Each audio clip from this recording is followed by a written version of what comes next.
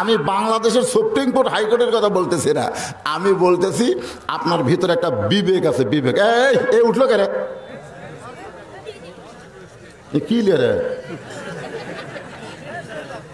আসলে এই বাচ্চাগুলো সমস্যা, এরা হলো সিজার করা, ধরে কোন কি করা, হ্যাঁ সিজার করা। সিজার করা বাচ্চারা কোরআনের মাহফিলে বেশিক্ষণ থাকতে পারবে না, কারণ এদের তো কোনো বিপদ হয়নি, কষ্ট হয়নি, সন্তান হওয়ার আগেই এরকে পেট কাটছে, ধরে কোন কথা ঠিক কিনা?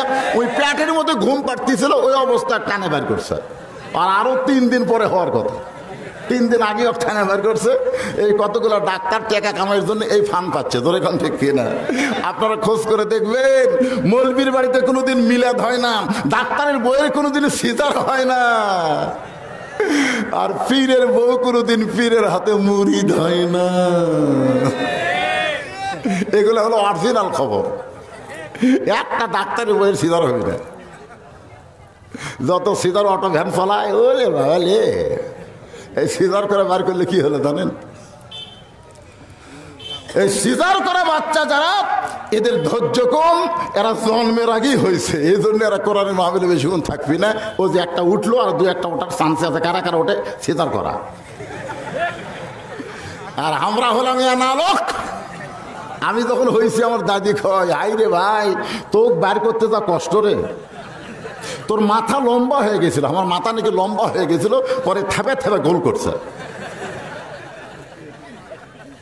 কি কি বলবো প্রসবের কথা, মা বিনে সেই ব্যথা কেউ তো বুঝবে না।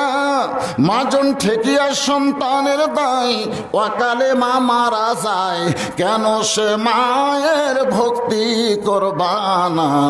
এমন দরদি ভবে কেউ হবে না আমার মা গো।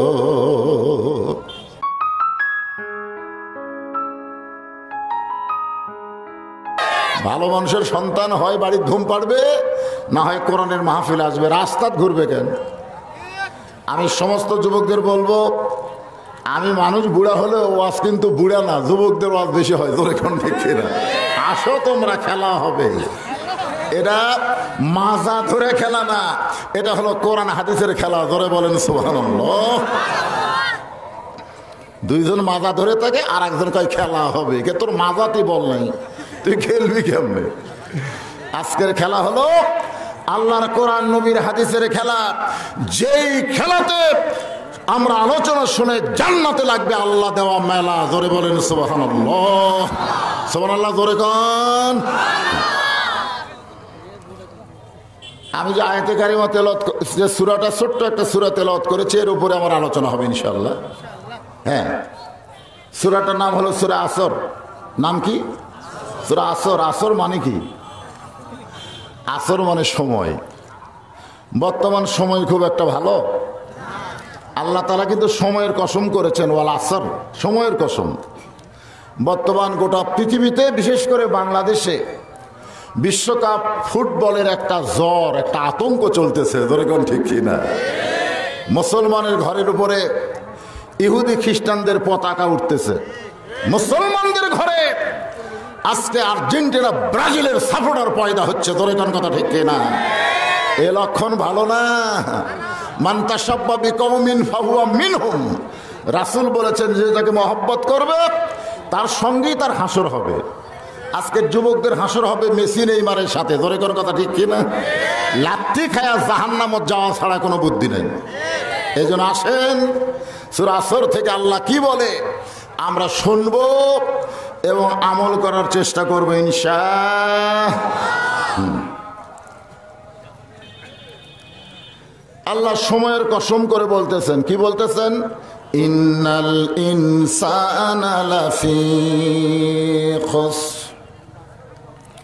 যেখানে আল্লাহ ইবাদতের কথা বলছেন, এখানে 2 পাশে আমার 2 জন আলেম আছে, আপনারা অনেক আলেম ওলামা মাঝখানে আছেন। যেখানে আল্লাহ ইবাদতের কথা বলেছেন, সেখানে কি বলছেন? ওয়ামা খালাকতুল জিন্না ওয়াল ইনসা ইল্লা লিয়াবুদুন। জিন এবং মানুষকে আমি আল্লাহ ইবাদতের জন্য সৃষ্টি করছি। ইবাদতের কথা যেখানে আল্লাহ বললেন সেখানে জিন এবং ইনসান একত্র করলেন, আর যেখানে ক্ষতির কথা বললেন এখানে আল্লাহর বলা দরকার ছিল ওই আয়াত অনুযায়ী। কি বলা দরকার ছিল? ইন্নাল জিন্না ওয়াল ইনসানা লাফি খুসর, নিশ্চয় জিন এবং মানুষ ক্ষতির ভিতরে। কিন্তু আল্লাহ ক্ষতির কথা বলতে গিয়ে শুধু মানুষের কথা উল্লেখ করলেন, জিনকে বাদ দিলেন। জিনকে আল্লাহ কি দিলেন? বাদ দিলেন। আপনারা বলেন তো জিনকে বাদ দেওয়ার কারণ কি? না জানলে বলবেন জানি না। এই জানি না বলতে শরম লাগে?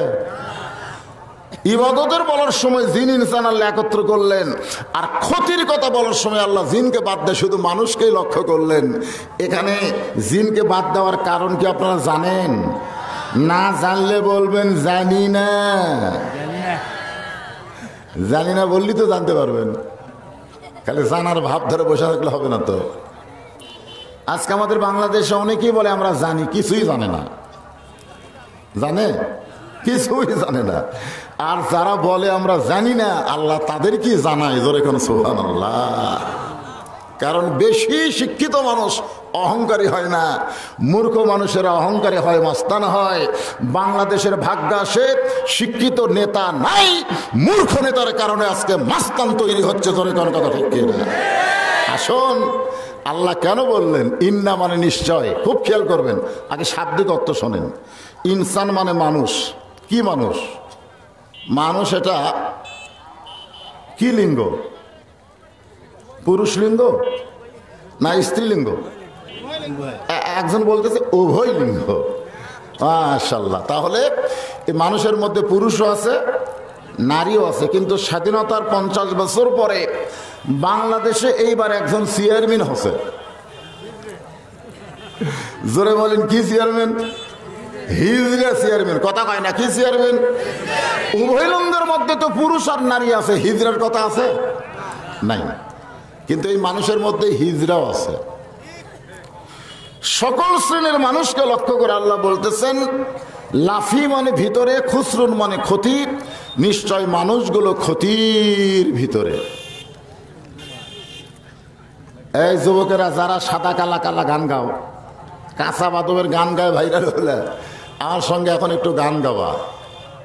আদর করে মানুষ আল্লাহ বানায়া কেমনে দিবেন ক্ষতির মধ্যে ফেলিয়া। কেউ গায় না রে। আচ্ছা, এটা গাইলে কি গুনাহ হবে? তাহলে সবাই বলেন আদর করে মানুষ আল্লাহ বানায়া কেমনে দিবেন ক্ষতির মধ্যে ফেলিয়া। আল্লাহর যত সৃষ্টি আছে সবচাইতে উত্তম সৃষ্টির নাম কি? আরো জোরে বলেন। এটা কি আমার কথা না আল্লাহর কথা? লাকাদ খালাকনাল ইনসানা ফি আহসানি তাকওয়িম। আল ইনসানু আশরাফুল মখলুকাত। সমস্ত সৃষ্টির ভিতরে মানুষকে আল্লাহ ভদ্র করে সৃষ্টি করেছে। সুবহানাল্লাহ কর না কেন? সুবহানাল্লাহ। মানুষের চেহারাকে আল্লাহ সর্বোত্তম আকৃতি দিয়েছেন। এটা কার কথা? আল্লাহর কথা। আর সেই মানুষকে আল্লাহ ক্ষতির কথা বলতেছেন। নিশ্চয় মানুষগুলো ক্ষতির ভিতরে। এখান থেকে একটা পয়েন্ট বের হয়ে আসলো, আল্লাহ মানুষকে অত্যন্ত ভালোবাসে, যে ভালোবাসার কারণে মানুষ যেন ক্ষতির মধ্যে না পড়ে। এর জন্য এখানে 4টা বিষয় আছে। ধরে কোন কয় বিষয়? একটু মনোযোগ দিয়ে শুনবেন, বিষয়গুলো আপনারাই খুঁজে বের করবেন।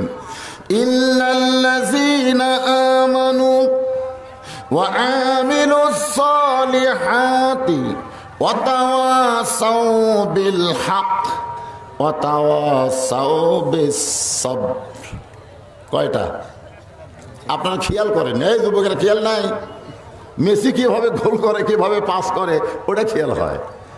গতকাল আমার ওয়াজ করে যখন আসতেছিলাম, হাই রে হাই, প্রত্যেকটা বাজারের দিকে বিশাল পর্দা দিয়ে সব খেলা দেখতেছে। এত রাত্রে খেলা দেখে, কিভাবে বল পাস করে, কিভাবে গোল দেয়, কর্নার প্লান্টিক মিস করলো, এই নিয়ে কত আফসোস হলো। জোরে কোন কথা ঠিক কিনা? কালকে যদি আর্জেন্টিনা ঠকতো ভাই, তাহলে বাংলাদেশে মনে হয় শোকের সাগর বয়ে যেত। আমি হিসাব করে দেখছি, বাংলাদেশের ফুটবল প্রেমীর ভিতরে 60% হলো আর্জেন্টিনার সাপোর্টার। কয় ভাগ? 30% হলো ব্রাজিলের সাপোর্টার, আর বাকি 30% হলো এই অন্যান্য দলের সাপোর্টার। সৌদি আরবের সাপোর্টার নাই, কারণ যেদিন আর্জেন্টিনা সৌদি আরবের কাছে ঠকলো, আমাকে 5 ফিরে একটা লোকের মনে খুশি নেই। অথচ কলেমার পতাকা সৌদি আরব, আর খ্রিস্টানেরা ঠকলো তার কাছে, অথচ মনে কোনো আনন্দ নাই। ঠিক কিনা বলেন? তো কিভাবে প্লান্টিক মিস করলো যারা ফুটবল খেলা দেখেনি, কোন দেখেনি? তা আজকে আমি কিভাবে ওয়াজ করতেছি দেখার দরকার আছে না নাই? ধরে কেন আছে না নাই? এখানে 1 নম্বর হলো ঈমান। 1 নম্বর কি? ঈমান। কারণ ঈমান যদি না থাকে, সে যতই ভালো আমল করুক কাম হবে না। কারণ পৃথিবীতে একজন ভালো মানুষ ছিলেন, সে ভালো মানুষটা হলো নবীর চাচা আবু তালেব। আপনার বলেন তো আবু তালেব কেমন মানুষ? শিশুকালে মইরা গেছে মা, গর্বে থাকতে মরছে পিতা, নবী চোখে দেখলেন না। কে করিবে লালন পালন, কে দিবে সান্ত্বনা, এই দুনিয়ার বড় এতিম নবী ছিলেন একজনা। নবীকে যিনি লালন পালন করেছেন তার নাম হলো আবু তালেব। কারণ আল্লাহ নবী মায়ের পেটে থাকতেই বাবা মরে গেছে। আল্লাহ নবী এক সময় বলতেন, আমি বাবার মুখ দেখি নাই, কিন্তু আমার চাচা আবু তালেব আমাকে যে দয়া করেছে, সেই দয়াতে বাবার কথা আমার মনেই হয়নি। সুবহানাল্লাহ বলেন না কেন? বাবার কথা আমার মনে হয়নি, মনে করছে এটাই আমার বাবা। অথচ এত ভালো মানুষও জাহান্নামত যাবে। কোথায় যাবে? কথা কয় না, কোথায় যাবে? জাহান্নামে কেন যাবে? 1 নম্বর কারণ হলো আবু তালেব ভালো মানুষ ছিলেন, কিন্তু তার ঈমান ছিল না।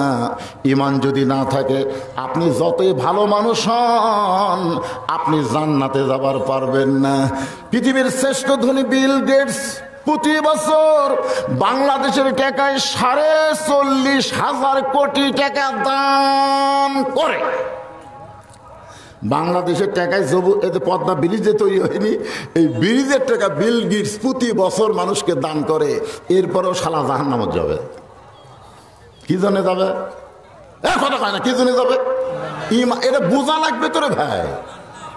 আমাদের বাংলাদেশের অধিকাংশ মুসলমানের ঈমান নাই। যদি বলেন হুজুর কেমনে, এই আসলে তাফসীর শোনেন।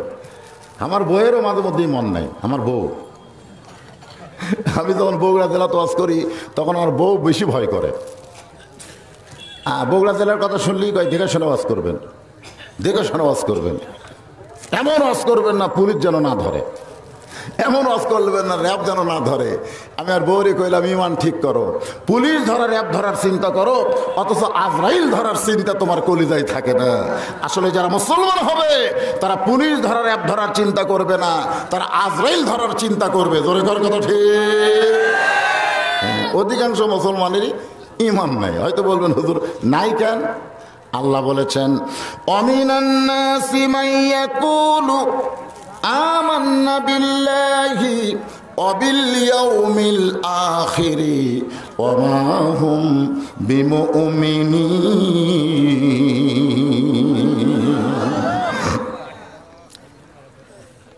ওই হুম্মাম কাদের চৌধুরী চিটাগাং সমাবেশে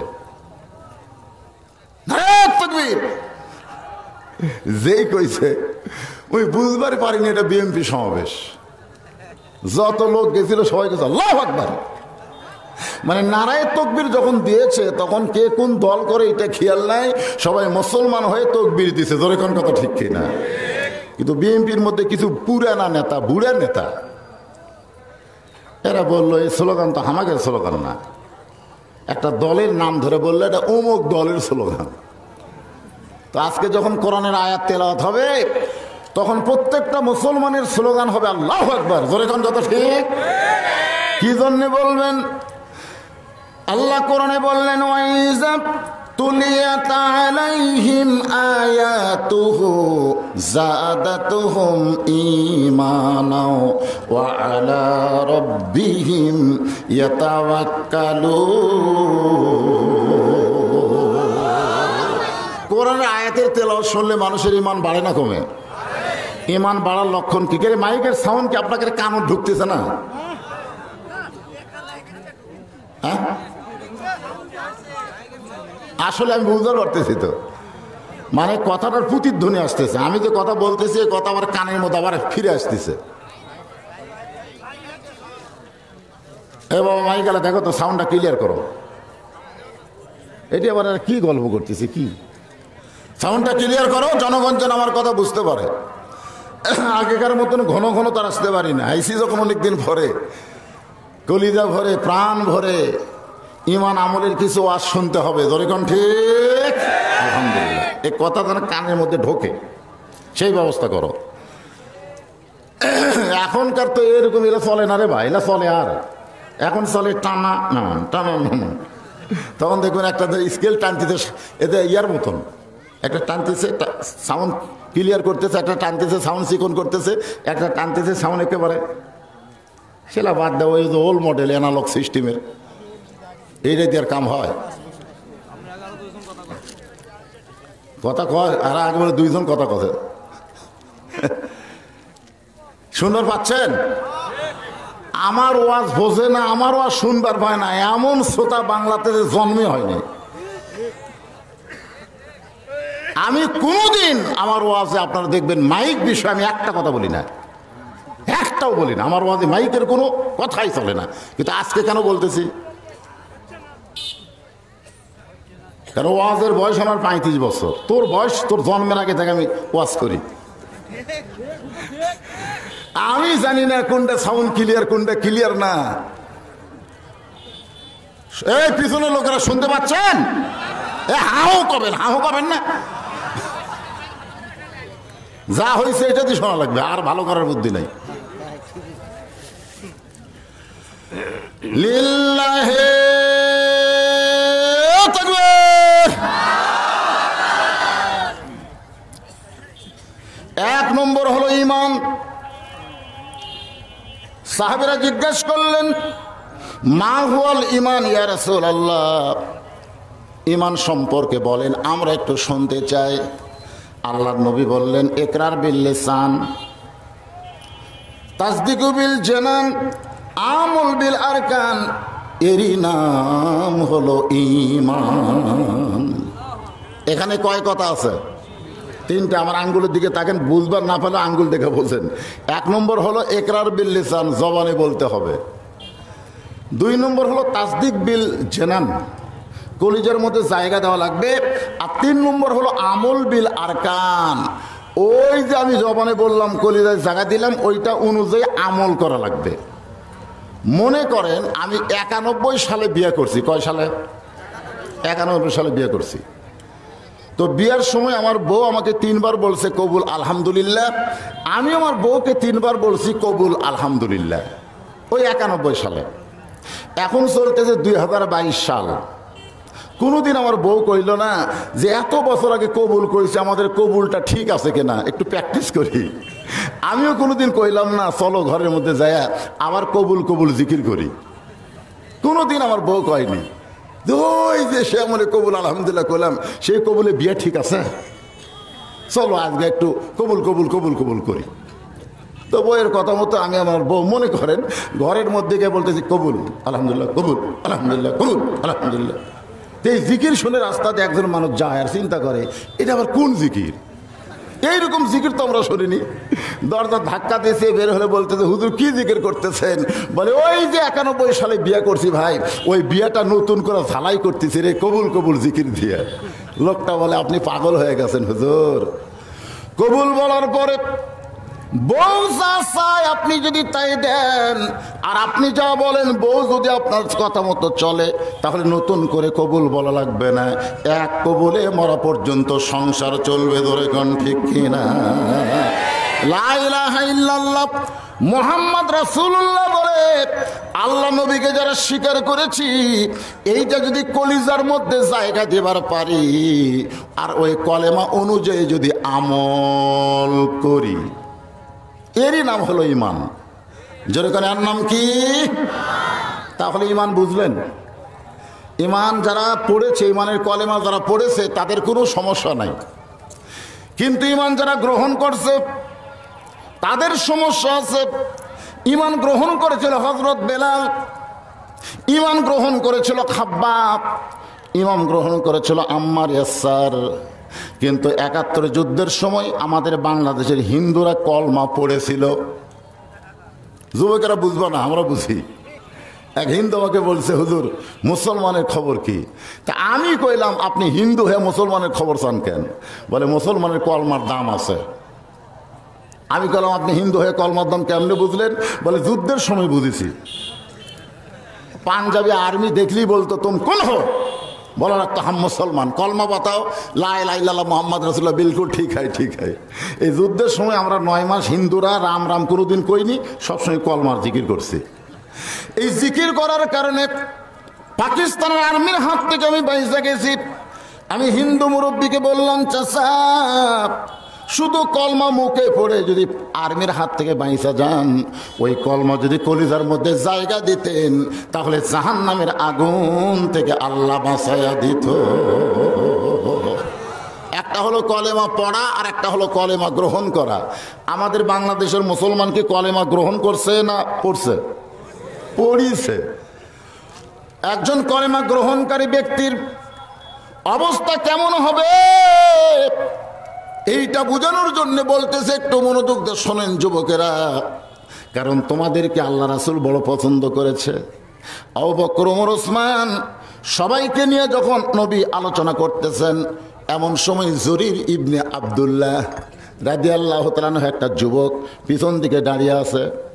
ওই যুবকের বসার কোনো জায়গা নাই, ওই যুবক পিছন দিকে দাঁড়িয়ে আছে। সঙ্গে সঙ্গে নবী আমার গায়ের চাদর খুলে জরির ইবনে আব্দুল্লাহর দিকে এভাবে নিক্ষেপ করে বললেন, যুবক রে, আমি নবী তোমাকে এত ভালোবাসি, আমার চাদর বিছায় সেই চাদরে তুমি বসে যাও। কারণ হাসরের ময়দানে আল্লাহ প্রত্যেকটা বান্দাকে বলবে, তোমার শৈশবকাল বুড়াকালের কোনো হিসাব দেওয়া লাগবে না, খালি যৌবনের হিসাব দিয়ে তুমি জান্নাতে যাও। তাহলে আপনারা বলেন যুবকদের দরকার আছে না নাই? যুবক শোনো বাবা, মনোযোগ দিয়ে শোনো, কারণ বর্তমানে আমি বাংলাদেশে দেখতেছি বুড়াকের চাইতে যুবকই বেশি মরতেছে। জোরে কোন কথা ঠিক কিনা?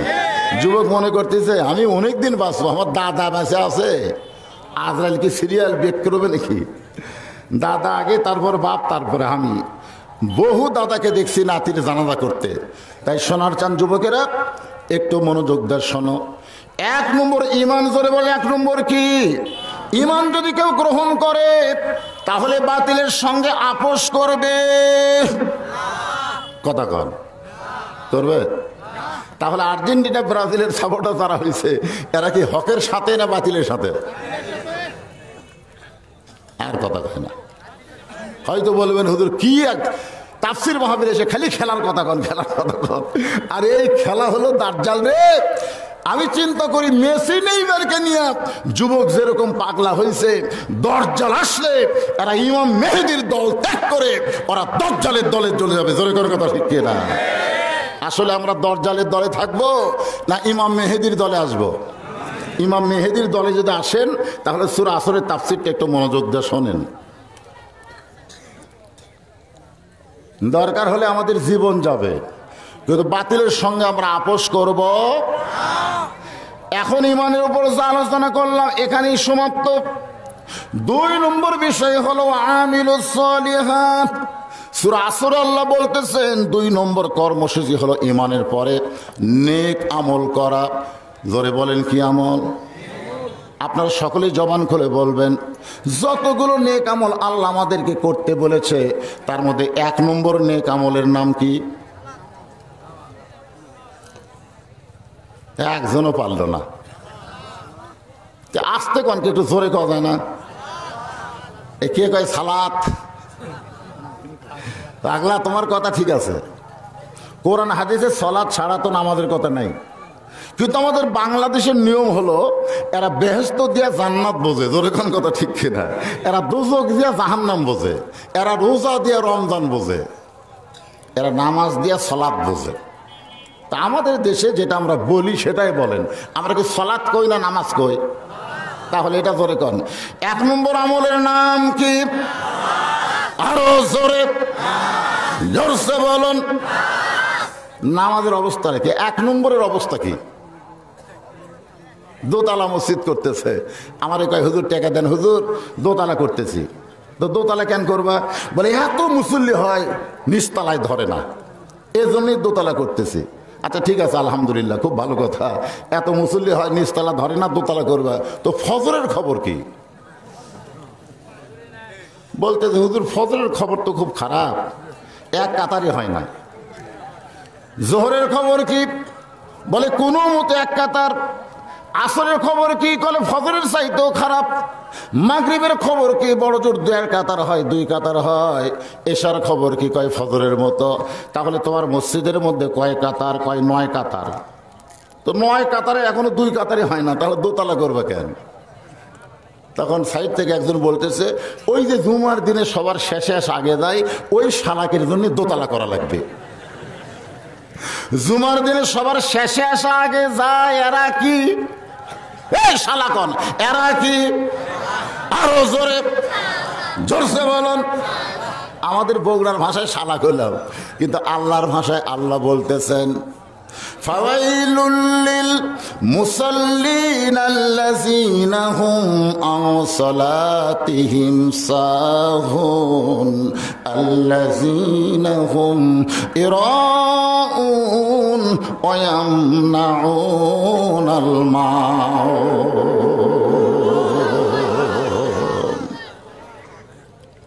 আপনারা সকলে বললেন যে 1 নম্বর আমল হলো নামাজ।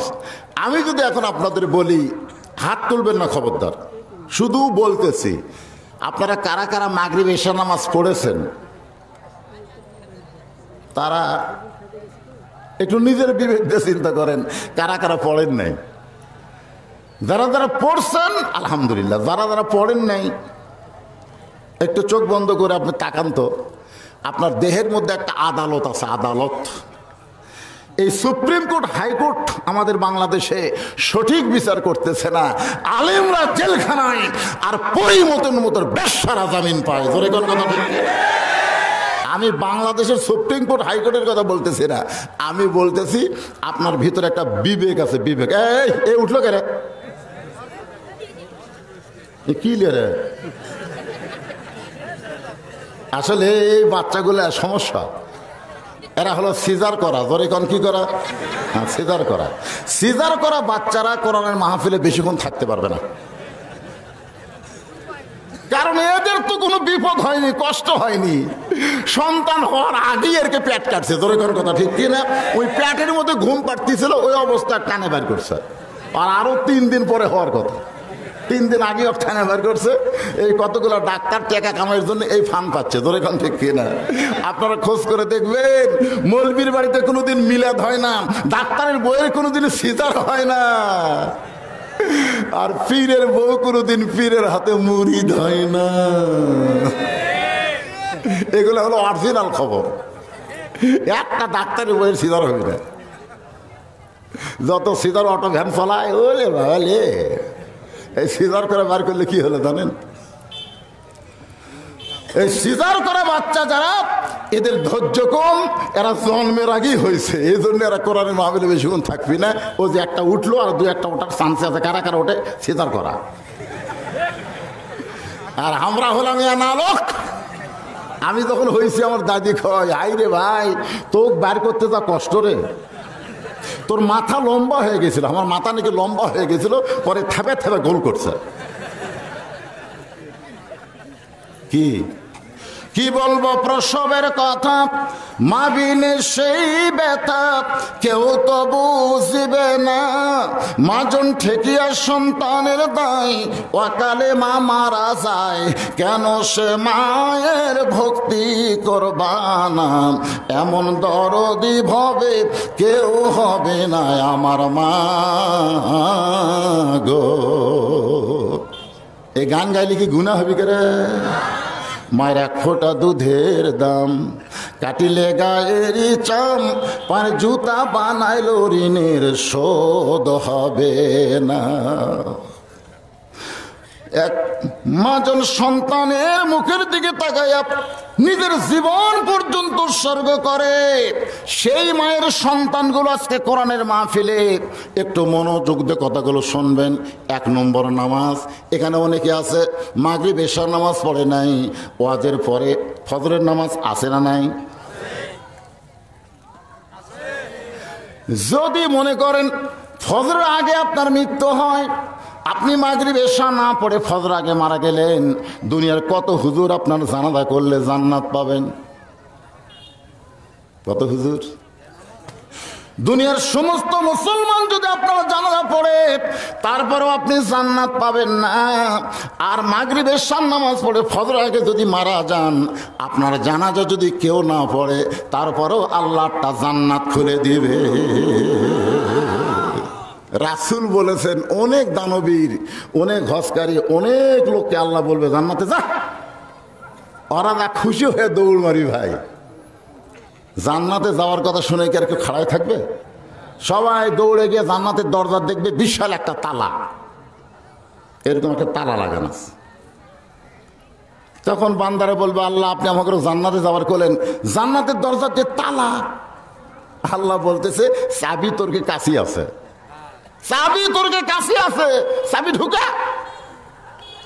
তখন যারা শুধু জুমার নামাজ পড়ছে, ওরা হাতে একটা চাবি আছে, ওরা তালার মধ্যে ঢুকবি ঠিকই, কিন্তু ঘুরবি না। ঢুকবি ঠিকই, চাবি ঘুরবি না।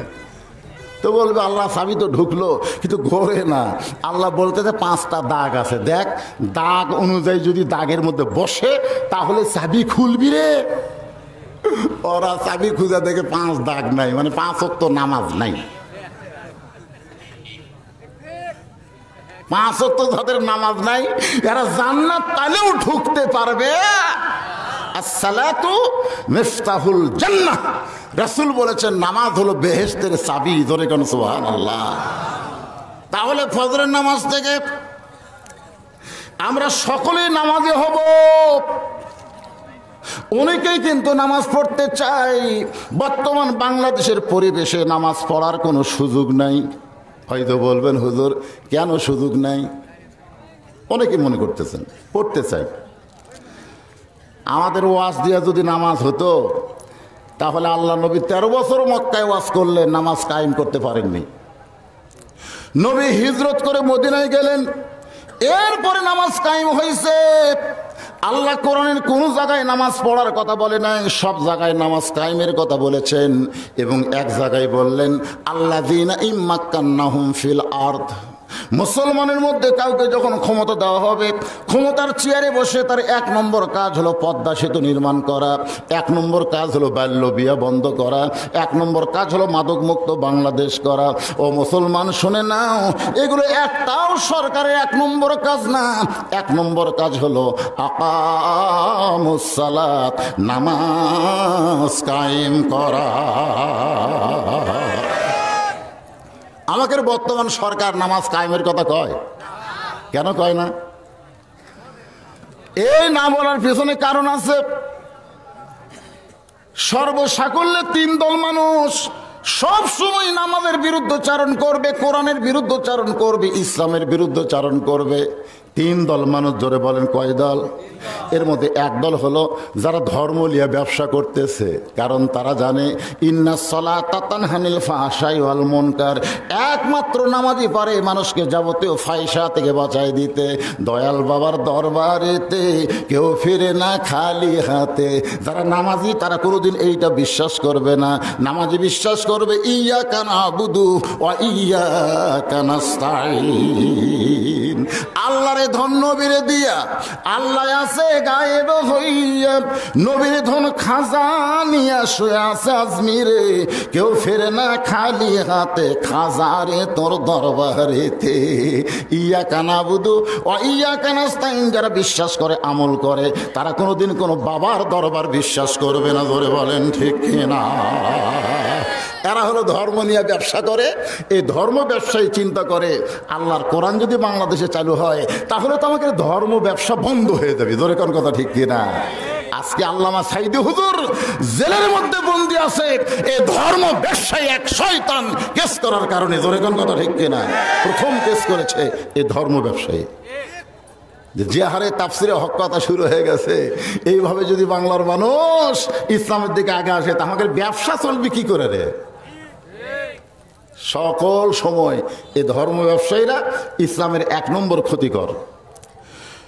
2 নম্বর হলো পুঁজিপতি। পুঁজিপতিরা ইসলামের বিরুদ্ধচারণ করার 1 নম্বর কারণ হলো 100 টাকায় 2.5 টাকা দেওয়া লাগবে। 100 টাকায় কয় টাকা? ধরে এখন খুব অল্প। 100 টাকা 2.5 টাকা লে, কিন্তু 1000 টাকা 25, যখন হবে লাখ করে বাবারে 2,500, যখন হবে কোটি তখন হবে 2.5 লাখ, যখন হবে 100 কোটি তখন হবে 2.5 কোটি। জাকাত দিতে হবে রে শয়তান, না দেওয়া পর্যন্ত তোর টাকা না পাক, তোর টাকা না পাক। আল্লাহর কোরআনের রাষ্ট্র যখন চালু হবে তখন কোন ধনীদের ঘরে গরিবেরা যাবে না, ধনীরাই গরিবের দরজায় দরজায় ঘুরবে। জোরে কোন কথা ঠিক কিনা? গরিবের দরজায় দরজায় ঘোরা লাগবে। ভাই আমি জান্নাতে যাওয়ার চাই, তো গরিব বলবে কি করা লাগবে? বলে আমার টাকা নে ভাই, এই টাকা জাকাতের টাকা না নিলে আমি জান্নাতে যাওয়ার পারতেছি না। তখন গরিব দরজা লাগে বলি মাফ কর, মাফ কর, তোর টাকা আমি দিবার পারবো না। দৌড়ি বসা পড়ি ভাইরে, টাকা না নিলে আমি জান্নাত যাবো ভাই। এই পুঁজিপতিরা চাচ্ছে কোরআনের রাষ্ট্র চালু হলে গরিবের দরজায় দরজায় হামাকের ঘোরা লাগবে। এই জন্যই তারা সবসময় আল্লাহর কোরআনের বিরুদ্ধচারণ করবে। ধরে কোন কথা ঠিক কিনা? আর 3 নম্বর হলো রাষ্ট্রীয় শক্তি। রাষ্ট্রীয় শক্তি আবু জেহেলের মতন ক্ষমতা যারা ধরে আছে তারা কখনোই চাবে না মুহাম্মদের মতন মানুষ নেতা হবে। আমাদের ভুয়া নেতৃত্বের খতম হয়ে যাবে। সব সময় এই 3টা দল সক্রিয় আছে না নাই? এখনো আছে না নাই? হ্যাঁ, সূরা আসরের আলোচনা শোনেন বুঝতে পারবেন। ওয়ামিলুস সালিহাতি, নেক আমলের পুরুষের তো 1 নম্বর হলো নামাজ। এখন আমার মা বোনেরা যারা পর্দায় আছেন তারা চিন্তা করতেছেন হুজুর আমাদের 1 নম্বর আমল কি? আমি নারীদের বলবো আপনাদের 4টা আমলের মধ্যে 1 নম্বর আমল হলো পর্দা। নারীদের কিন্তু 1 নম্বর আমল পর্দা। জোরে কোন নাম কি? পর্দা যদি না থাকে একটা আমলও মায়েদের কবুল হবে না। আপনাকে এই পীরগছা নন্দীপাড়া এই দুবাড়ি এলাকার মা বোনদের পর্দার খবর কি? পর্দা কথা কয় না।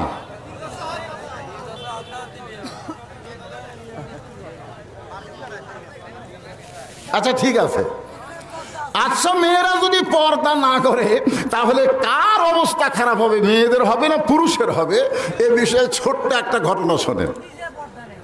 এই শোনেন শোনেন, একবার কতগুলো মেয়ে মানুষ মা ফাতেমার কাছে আইসে দেখা করবে। কার কাছে?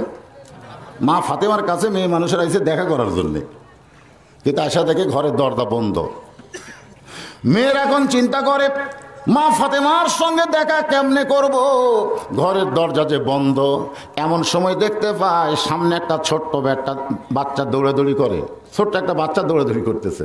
তো মেয়েরা ডাকতেছে বাবু বাবু, তো বাচ্চা দৌড়াইছে, সালাম দেয় আসসালামু আলাইকুম। মেয়েদের মধ্যে একজন বলতেছে তোমার নাম কি? বলে আমার নাম হলো হোসাইন ইবনে আলী। যেই কইছে আমার নাম হলো হোসাইন ইবনে আলী, তখন মেয়েরা বুঝতে পারছে এরাই ফাতেমার সন্তান। এক মেয়ে আদর করে বলতেছে বাবু আমরা তোমার মায়ের সঙ্গে একটু দেখা করবার চাই, তুমি একটু তোমার মায়ের কাছে গিয়ে বলো। কতগুলো মেয়ে মানুষ দরজায় দাঁড়িয়ে আছে, তোমার মা যদি দরজা খুলে দেয় তাহলে আমরা খাতুনে জান্নাত ফাতেমা তো জোহরার সঙ্গে দেখা করতে চাই। হোসেন বলতেছে আপনাদের কোনো আপত্তি নাই, কোনো চিন্তা নেই, আমি যাচ্ছি। এই বলি দৌড়, কারণ বাচ্চা কার? আলীর না ফাতেমার?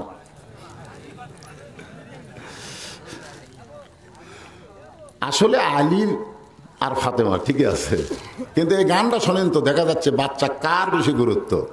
বাবাই আনন্দে মাতিয়া সাগরে ভাসাইয়া সেই যে চইলা যায় খবর লয় না, মাজন ধরিয়াই উদরে কত কষ্ট করে, 10 মাস পরে পায় প্রসবের বেদনা, এমন দরদি ভাবে কেউ হবে না আমার মা, মা গো। আপনি বলেন তো এই বাচ্চার উপরে বাপের কতটুকু দায়িত্ব? বাপের কোনো দায়িত্ব আছে? ওই যে মহব্বত করে পেটের মধ্যে দিয়ে ওই যে বাবা চলে গেছে আর খবর নাই। খবর আছে? জোরে কোনো খবর আছে?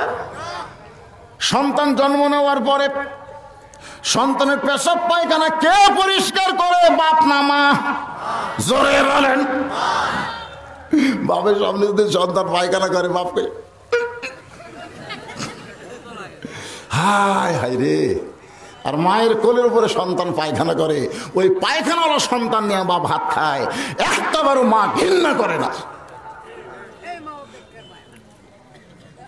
মারাত্মক কথা কইছে, সেই মাও দেখবার পায় না। আরে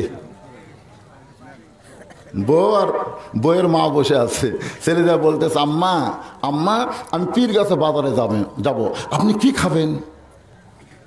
আম্মা আমি পীর গাছে বাজারে যাবো, আপনি কি খাবেন?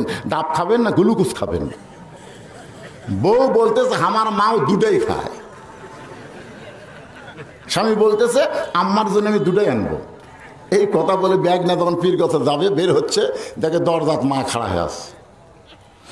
মায়ের দিকে সন্তান না তাকায় যখন বের হবার চাই, মা চোখের পানি নিয়ে বলতেছে আজকে 3 দিন হয়ে গেল তোকে শুধু দেখার জন্য দরজায় দাঁড়িয়ে থাকি, তোর চাঁদ মুখটা দেখতে পাই না বাজান, তুই আমার দিকে না তাকায় মাটির দিকে তাকায় কেন বের হয়ে যাস?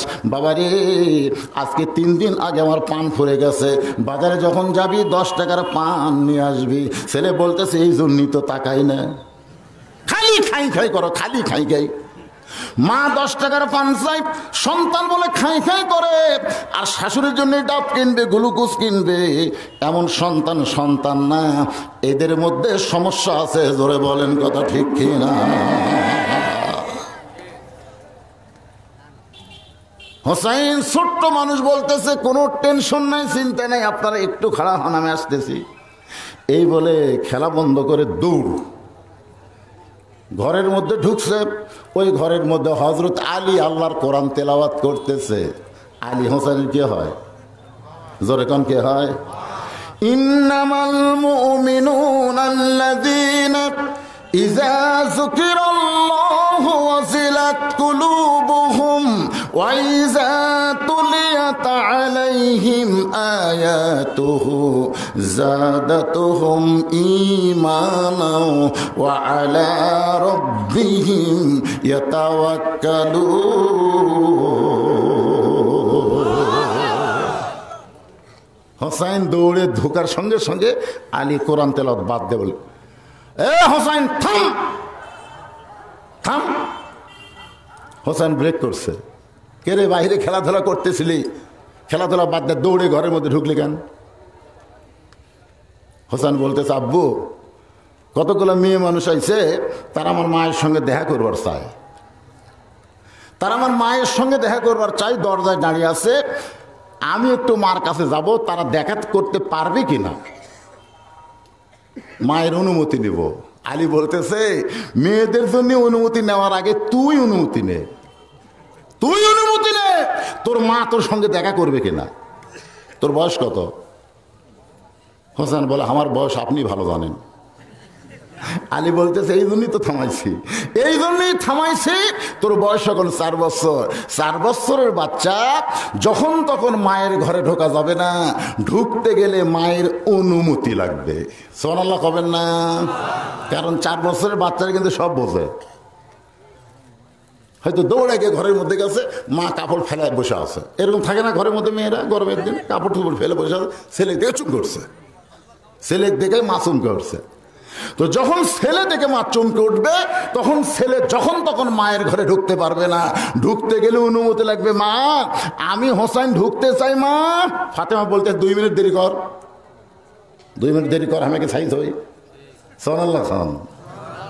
আল্লাহ রাসূল বলেছেন তোমাদের সন্তান যখন 2 বছর বয়স হবে তখন তুমি সন্তানের সামনে স্ত্রীকে মহব্বত করো, চুমা খাও, বুকের মধ্যে নাও, কোনো টেনশন নাই। কিন্তু যখনই 2 বছর পার হবে তখন সন্তান চেতন থাকা অবস্থায় তোমার বউকে তুমি আদর করো না, করলে তোমার বিপদ হবে।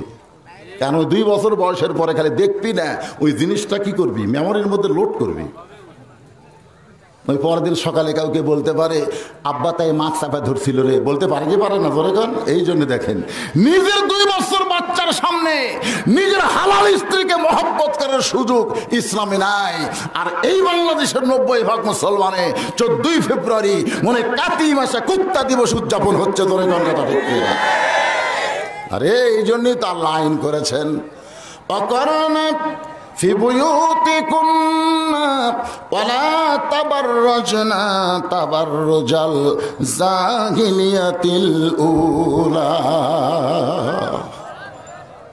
যখন মেয়ে বড় হবে, শোনেন এটা তো মায়ের কথা শুনলেন, মেয়ে যখন বড় হবে বাবা ইচ্ছা মতো মেয়ের ঘরে ঢুকতে পারবে না। মেয়ে বড় হয়েছে, বাবা যখন তখন মেয়ের ঘরে ঢুকতে পারবে না। আল্লাহ রাসূল জোহরের পরে আইছে ফাতেমার ঘরে, আসতেছে, এসে বলল ফাতেমা আমি একটু তোমার ঘরে ঢুকতে চাই। ফাতেমা বললেন বাবা এখন দরজা খোলা যাবে না, আপনি পরে আসেন। আল্লাহ নবী আসরের নামাজ পড়ে ফাতেমার দরজায়, ফাতেমা বললেন বাবা এখন দরজা খোলা যাবে না। রাসূল বলে ফাতেমা তোর মুখটা না দেখলে আমার কলিজায় শান্তি হয় না। ফাতেমা বলে বাবা আপনি বুঝতে পারলেন না, আমি এখন বড় হয়েছি বাবা, আমার পরনে এমন একটা কাপড়, এই কাপড় পরে আমি আপনার জন্য দরজা খুলতে পারবো না। সঙ্গে সঙ্গে নবী মাতার পাগড়ি খুলে জানলা দিয়ে দেয়। ফাতেমা নবীর মাথার পাগড়ি পরে বাবার জন্য যখন দরজা খোলে নবী তাকায় দেখে ফাতেমার 2 চোখের নিচে কালিমা পড়ে গেছে। রাসূল মুস্কে হাসি দিয়ে বলে ফাতেমা রে চোখে সুরমা দিয়ে তোরে খুব ভালো লাগতেছে। ফাতেমা মুস্কি মুস্কি হাসে রে বলে বাবা আপনি জানেন 3 দিন না খাওয়ার কারণে আমার চোখে কালিমা পড়েছে, আর আপনি বলতেছেন সুরমা দিয়েছি। ও বাবা আপনি কি আমারে কিছু দিবার পারবেন না? রাসূল বলে ফাতেমা 33 বার সুবহানাল্লাহ বলবা, 33 বার আলহামদুলিল্লাহ বলবা, 34 বার আল্লাহু আকবার জিকির করো। বাল তুসিরুনাল হায়াতাদ দুনিয়া ওয়াল আখিরাতু খায়রু ওয়া বাকা। ফাতেমা দুনিয়ায় কিছুই না পাইলে কি হবে, সাইয়্যিদাতুন নিসায়ে আহলিল জান্নাহ, আল্লাহ তোমাকে জান্নাতি নারীদের নেত্রী বানায়া দিবে।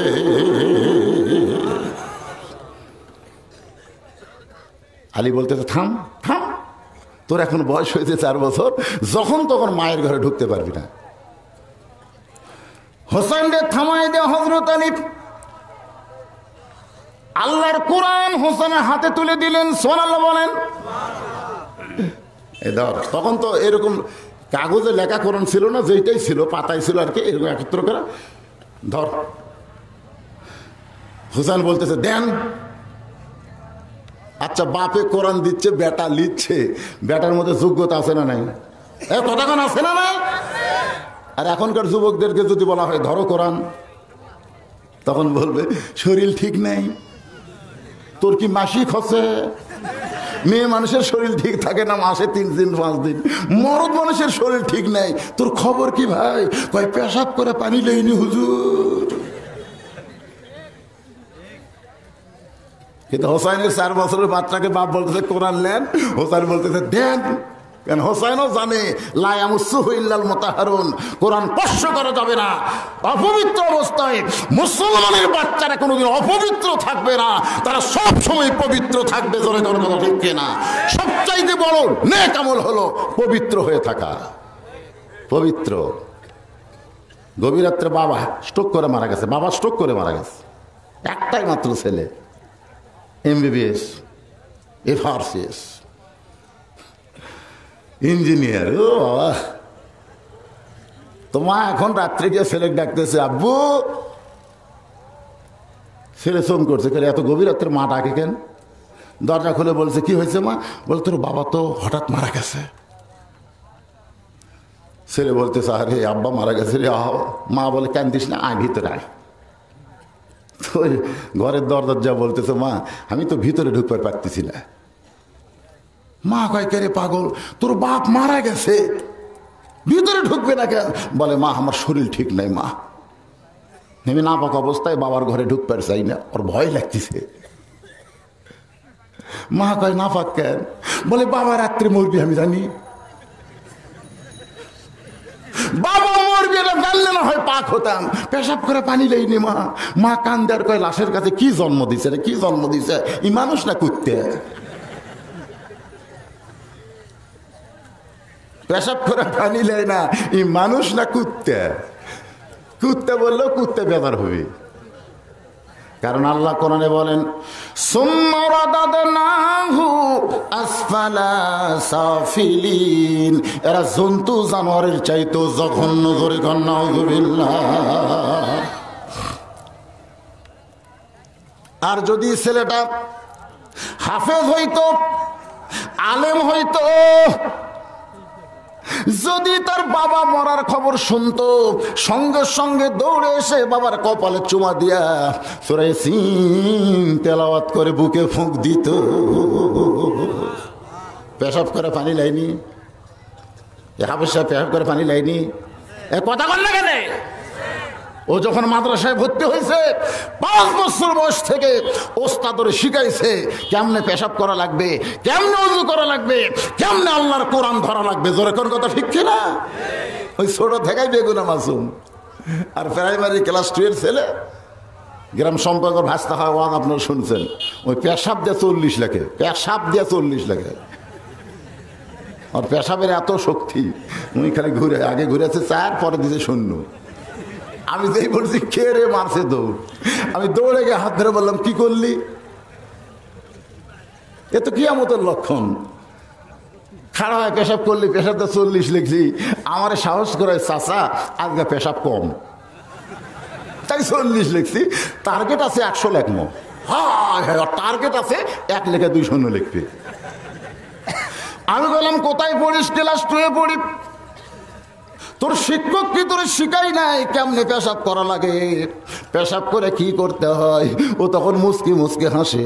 আমি বলে, হাসিস কেন? বলে, চাচা আপনি জানেন না, আমি যে প্রাইমারিতে পড়ি, ওই প্রাইমারির স্যার পেশাবখানায় গিয়ে দেখি দাঁড়ায় পেশাব করতেছে। ওর স্যারই দাঁড়ায় পেশাব করে, তা আমি কি করবে? হযরত আলী 4 বছর বাচ্চা হোসেনের হাতে কোরআন শরীফ দিয়া এবার অন্দরমহলে ঢুকতেছে। কারণ মেয়েগুলো দরজায় দাঁড়ায় আছে, এরা দেখা করবে কার সাথে? জোরে বলেন। হযরত আলী ঢুকতেছে কোথায়? অন্দরমহলে। একটা দিন, এ মায়ের এদিকে কান্দেন, পীরগাছা মার্কেট কানা কান্দে শোনেন। অন্দরমহল। ছাত্ররা ইমাম গাজ্জালিকে জিজ্ঞেস করলেন, অন্দরমহল কি? ইমাম গাজ্জালি বললেন, সরাসরি কবর। ছাত্র বলে, হুজুর অন্দরমহলের কথা শুনতে চাইলাম, আপনি কবরের কথা বললেন কেন? ইমাম গাজ্জালি বললেন, একটা মেয়ে মানুষ মারা গেলে যে সমস্ত পুরুষ মানুষ তার লাশ ধরে কবরে নামাবার পারবে, অন্দরমহলে কেবলমাত্র তারাই প্রবেশ করতে পারবে, তারা ছাড়া অন্য কোনো পুরুষ প্রবেশ করতে পারবে না। আপনারা বলেন তো, একটা মেয়ে মানুষ মারা গেলে মেয়ে মানুষের লাশ কারা কারা কবরে নামাবার পারে? কথা কয় না রে, কথা কয় না। যদি শালি মরা যায় আর দুলা ভাই যদি নামাবার চায়, আপনার নামাবার দেবেন? একটা লোক বলবি না, কি দুলা ভাই বলতেছে আমার আদরের শালি, কত আদর করছি, শখ করছি, সেই শালি মরে গেছে, কবরে নামাজ যাবে না। সমস্ত লোক এক বাক্যে বলতেছে হারাম, শালির লাশ দুলা ভাইয়ের স্পর্শ করা হারাম। দুলা ভাই সাইডে যে মুচকে মুচকে হাসে। একজন হাসিস কেন? বলে, বাংলাদেশে হারাম কখন হয়? এই শালি যখন জেতা ছিল তখন কত ধরা ধরছি ভাই, একজনও হারাম কয়নি, কিন্তু মরার পরে স্পর্শ করায় হারাম। আগে তো কাপড় চোপড় পরেনি, মরার পরে 5 কাপড় দিয়ে খাটনির মধ্যে মহিলার লাশ রাখছে। একজন বলতে যে ভাই পুরুষ মানুষের লাশ দেখা হারাম, চাদর দিয়ে ঢাকো। গোটা খাটনি আবার চাদর দিয়ে ঢাকছে। ফেরেশতা তওয়াফ করতেছে আর বলতেছে, আল্লাহ এই মেয়ে মানুষ যখন জীবিত ছিল লাইলুদি বাড়ি করে গোটা পীর গাছা ঘুরছে, আর মরে গেলে 5 কাপড় দিয়া তার উপর চাদর দিছে। আল্লাহ বলতেছে ফেরেশতা ওই দেশের নাম হলো বাংলাদেশ। ওই দেশের মেয়েরা বাঁচতে মানে না রে, মরার পরে মানে রে। বাঁচতে মানে না, মরার পরে মানে কি হবে? হযরত আলী অন্দর মহলে ঢুকতেছে, অন্দর মহলে ঢুকতেছে। যে ঘরে ফাতেমা আছে সেইটা হলো অন্দর মহল। জোরে বলেন কি মহল? অন্দর মহলের দরজায় গিয়া হযরত আলী ঘরের মধ্যে তাকায় দেখতে পায় ফাতেমা বাম হাতে জাঁতা ঘুরাইতেছে। আমার দিকে খেয়াল করেন, এই বাম হাতে জাঁতা ঘুরাইতেছে আর ডান হাতে আল্লাহর কোরআন তেলাওয়াত করতেছে। জাঁতা বোঝেন আপনারা? জাঁতা বোঝেন? আপনার দাদি নানিরা জাঁতা বুঝিছে, আপনি জাঁতা বোঝেন? জাঁতা মানে নিচে এক পাথর, ওপর এক পাথর, মাঝখানে স্যাদ আছে, স্যাদের মধ্যে জব দিলে গম দিলে এরকম ঘুরালে আটা হয়। তাহলে বাম হাতে কি ঘুরাই? জাঁতা ঘুরাই, আর ডান হাতে আল্লাহর কোরআন তেলাওয়াত করতেছে। এই দৃশ্য হযরত আলী দেখার সঙ্গে সঙ্গে আল্লাহর কোরআন থেকে পড়তেছে রব্বানা, সকলে পড়েন, রব্বানা আতিনা ফিদ দুনিয়া হাসানাতাও ওয়া ফিল আখিরাতি হাসানা ওয়া কিনা আযাবান নার। হযরত আলী মনে মনে বলতেছে, আল্লাহ আমার ভাঙ্গা ঘরে সম্পদ নাই, আমার ভাঙ্গা ঘরে দৌলত নাই, কিন্তু আমার ভাঙ্গা ঘরে এমন একটা বউ পাইছে আল্লাহ, যে বউটা দুনিয়ার মানুষ না, যেন জান্নাতের হুরপরি। আল্লাহ আমি কি দেখতেছি আল্লাহ? বাম হাতে দুনিয়া আর ডান হাতে তোমার আখিরাত। আমি এমন একটা বউ পাইছি যেইটা দেখে আমার কলিজে এত শান্তি গো আল্লাহ। আমি অন্তরমহলে ঢুকে তো এমন কোনোদিন দেখি নাই। আলী নিজের বউকে দেখে আল্লাহর কাছে কাঁদতেছে, আমি বউ পাইনি যেন জান্নাত পাইছি। জোরে কোন সুবহানাল্লাহ। আর আমরা বউ দেখে এশার নামাজ পড়ে বাড়ির যায় দেখি, হায় হায় রে, এশার নামাজ পড়ে বাড়ির যায় দেখি আমার বউ স্টার জলসা জি বাংলা দেখতেছে, আর ওইটা দেখবার যায় হিন্দুদের পূজার মধ্যে লুলুলুলুলু করে বাজতেছে। আল্লাহ রে, আমি কি পাইছি রে আল্লাহ? এইটা আমার পবিত্র বাড়ি জাহান্নাম বানায় দিছে। ধরে কোন কথা, কথা কন না কে? আজকে ডিশের লাইন বন্ধ করে দিবি। আমার কয় হুজুর আজকে ডিশের লাইন বন্ধ করে দেবো, কি জন্যে? আল্লাহ বলেছে হাক্কা তুকাতিহি, আত্তাকুল্লাহ হাক্কা তুকাতিহি। মাঝে মধ্যে ভয় করলে হবে না, সব সময় আল্লাহর ভয় মুমিনদের কলিজার মধ্যে রাখতে হবে। এটা হলো সবচাইতে বড় নেক আমল। জোরে কোন কথা ঠিক? এখন আসরের নামাজ পড়ে জমির ধান দেখবার গেছে, যায় দেখে উপর জমির পানি, নিচে ওর জমির পানি নাই। এখনই নামাজ পড়ে গেছে, টাটকা নামাজি, যায় দেখো উপর জমির পানি, নিচে জমির পানি নাই। কি করি রে, কি করি রে, কি করি রে? মন বলতেছে চারিদিকে দেখ, চারিদিকে দেখ, কেউ নাই। ইমান যদি থাকতো তাহলে বলতো উপর দিকে দেখ, উপর দিকে দেখ। জোরে কর কথা, কিন্তু শালার তো ইমান নাই, নামাজ আছে। মন করে চারিদিকে দেখ, কেউ নাই, কেউ নাই।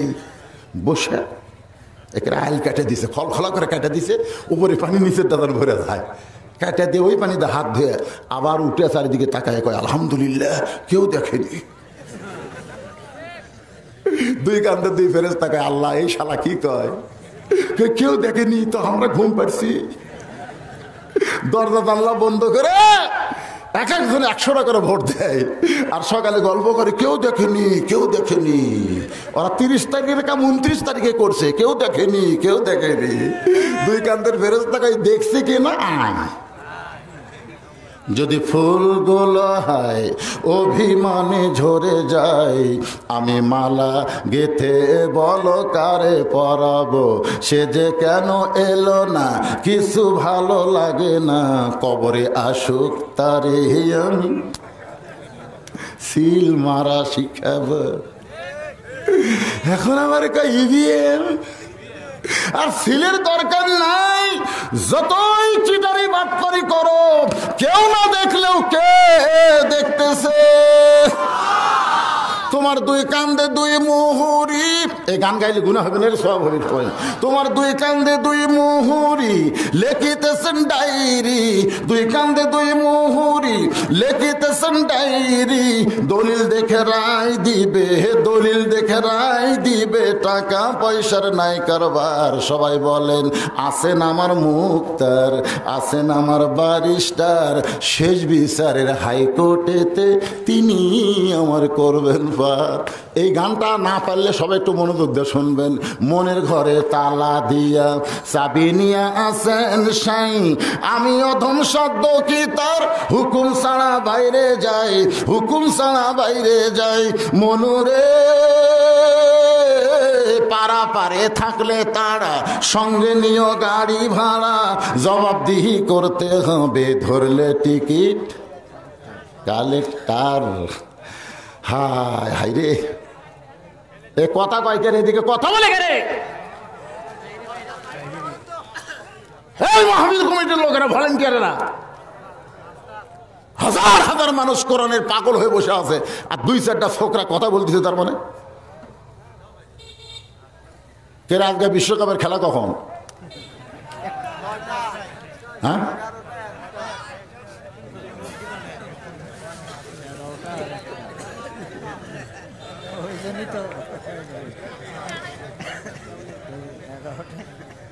না এখনো তো 11টাই বাজেনি বাচ্চা, কি খেলা দেখতে যাবেন?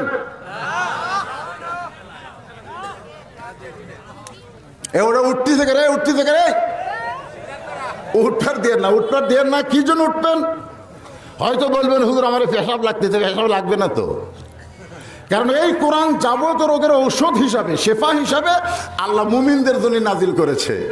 কোরআনের মাহফিলে বসেন, যদিও পেশাব লাগে, আপনি কোরআনের মহব্বতে পেশাব বন্ধ করে 10 মিনিট বসে থাকেন, পেশাব জাতীয় যত বেরাম এই কোরআনের উসিলায় আল্লাহ সব ভালো করে দিবে। আল্লাহ পারে কি পারে না?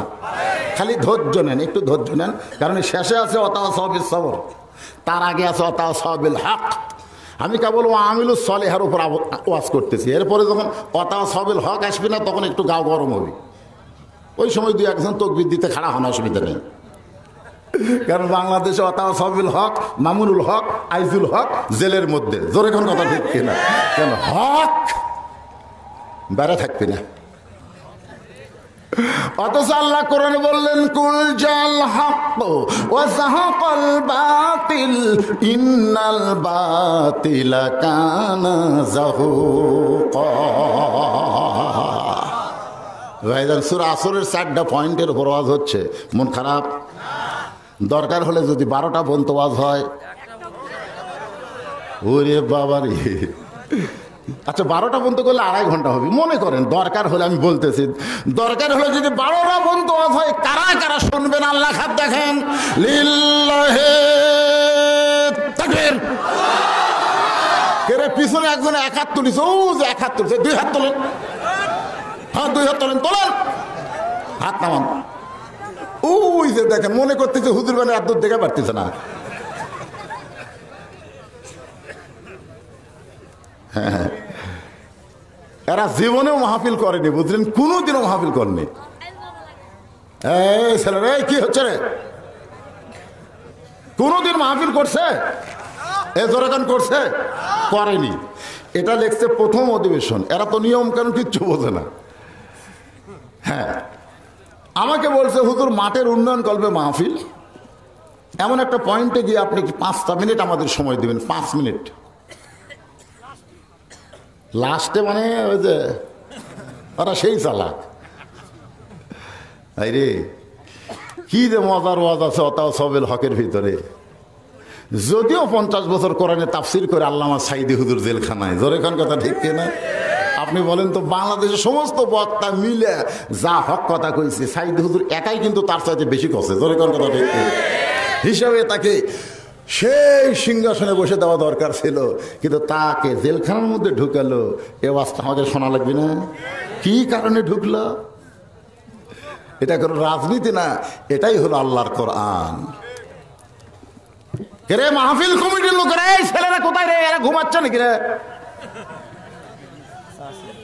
5টা মিনিট টাইম দিছি, ব্যাগলা ভিতরে যাও। আপনারা যারা এসেছেন ঈদগাহ উন্নয়ন কল্পে মাহফিল 10, 20, 50, 100 যে যা পারবেন আল্লাহর রাস্তে দান করবেন। যেটা দান করবেন ওইটা আপনাদের জন্য আল্লাহ জান্নাতের অ্যাকাউন্টে। বাংলাদেশ এমন একটা দেশ, ইসলামী ব্যাংক থেকে 900 কোটি টাকা চুরি হয়ে গেছে। জোরে কোন ঠিক কিনা? এ কথা কন না কেন? হাই রে হাই, ইসলামী ব্যাংক থেকে টাকা চুরি রে। এবার কি আছে, যেটা আছে সেটাই নেই নামেন তো। না থাকলে শক্ত টুপি যারা থাকে, শক্ত টুপি নাই কে রে? শক্ত টুপি আলা কেউ নাই? এই টুপি দিয়ে খেলা হন, টুপি দিয়ে খেলা হন।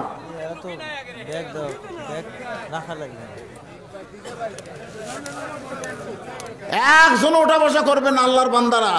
আমার কলজে ভরে যাচ্ছে। 1.5 ঘন্টা ধরে কথা বলতেছি, ওটা নাই বসা নাই, সুন্দরভাবে বুঝতেছেন, শুনতেছেন। মাইকের সাউন্ড এখনো ক্লিয়ার হয়ে গেছে। সুবহানাল্লাহ বল। আপনাকে বসার দিকেছে ছেলেটার মাইক অত্যন্ত ভালো, কিন্তু এত জোরে দিয়েছিল প্রতিধ্বনি আসে, এখন আর আসতেছে না। আলহামদুলিল্লাহ। এই যে আছে, দিয়ে দেন, দিয়ে দেন বাবা, যাই যা পারেন দেন, দেন আল্লাহর রাস্তায় দেন। মরে যাওয়ার পরে কাপড়ে কিন্তু পকেট নাই। এই না দিবেন, বসে থাকবেন, উঠবেন না একজনও। এখনই হাত তুলছেন, আমরা শুনবো। আর না শুনে যদি দুটা দান লিমা তাকুলু মা লা তাফালুন। আল্লাহ বলেছেন তোমার কথার সাথে যদি কর্মের মিল না থাকে তুমি টাটকা মুনাফিক, টাটকা। আমরা টাটকা মুনাফিক কেউ হবার চাই না। দেন 5, 10, 20, 50, 100 যে যা পারেন দেন। এখানে যেগুলো আমন্ত্রিত অতিথি আছে, সম্মানিত অতিথি আছে, 1 ডাক্তার 2 ডাক্তার টাকা দিলেই তো ঈদগার মাঠ সাইন আপ হয়ে যাবে। হ্যাঁ, ওনার দিবে না? দিছে মাশাআল্লাহ। তাহলে ঈদগার মাঠের পাঁচিল বলে বেঁকা হয়ে গেছে রে, গেট বলে তেড়া হয়ে আছে, যে কোনো সময় পড়ে যাবে মাথার ওপর। কে রে? এই যে কি এর ঈদগার নাম কি? দোবাড়িয়া নাকি? দোবাড়িয়া ঈদগাহ মাঠের মুসল্লি কারা কারা আছে? হাত তুলুন তো দেখি, মুসল্লি কারা কারা? দোবাড়িয়া ঈদগাহ মাঠের মুসল্লি। আচ্ছা ঠিক আছে, হাত নামান। আপনার দুবারে ঈদগাহের মুসল্লি নন, কারা কারা বাহির থেকে এসেছেন তারা একটা হাত তুলুন তো দেখি। দেখছেন সব লোক বাইরের রে। আচ্ছা হাত নামান। কি বিপদ রে বা! একটা ইয়ং ছেলে যাচ্ছে, এই বার হচ্ছে, দেন না কেন 10 টাকা দিয়ে শুরু করেন।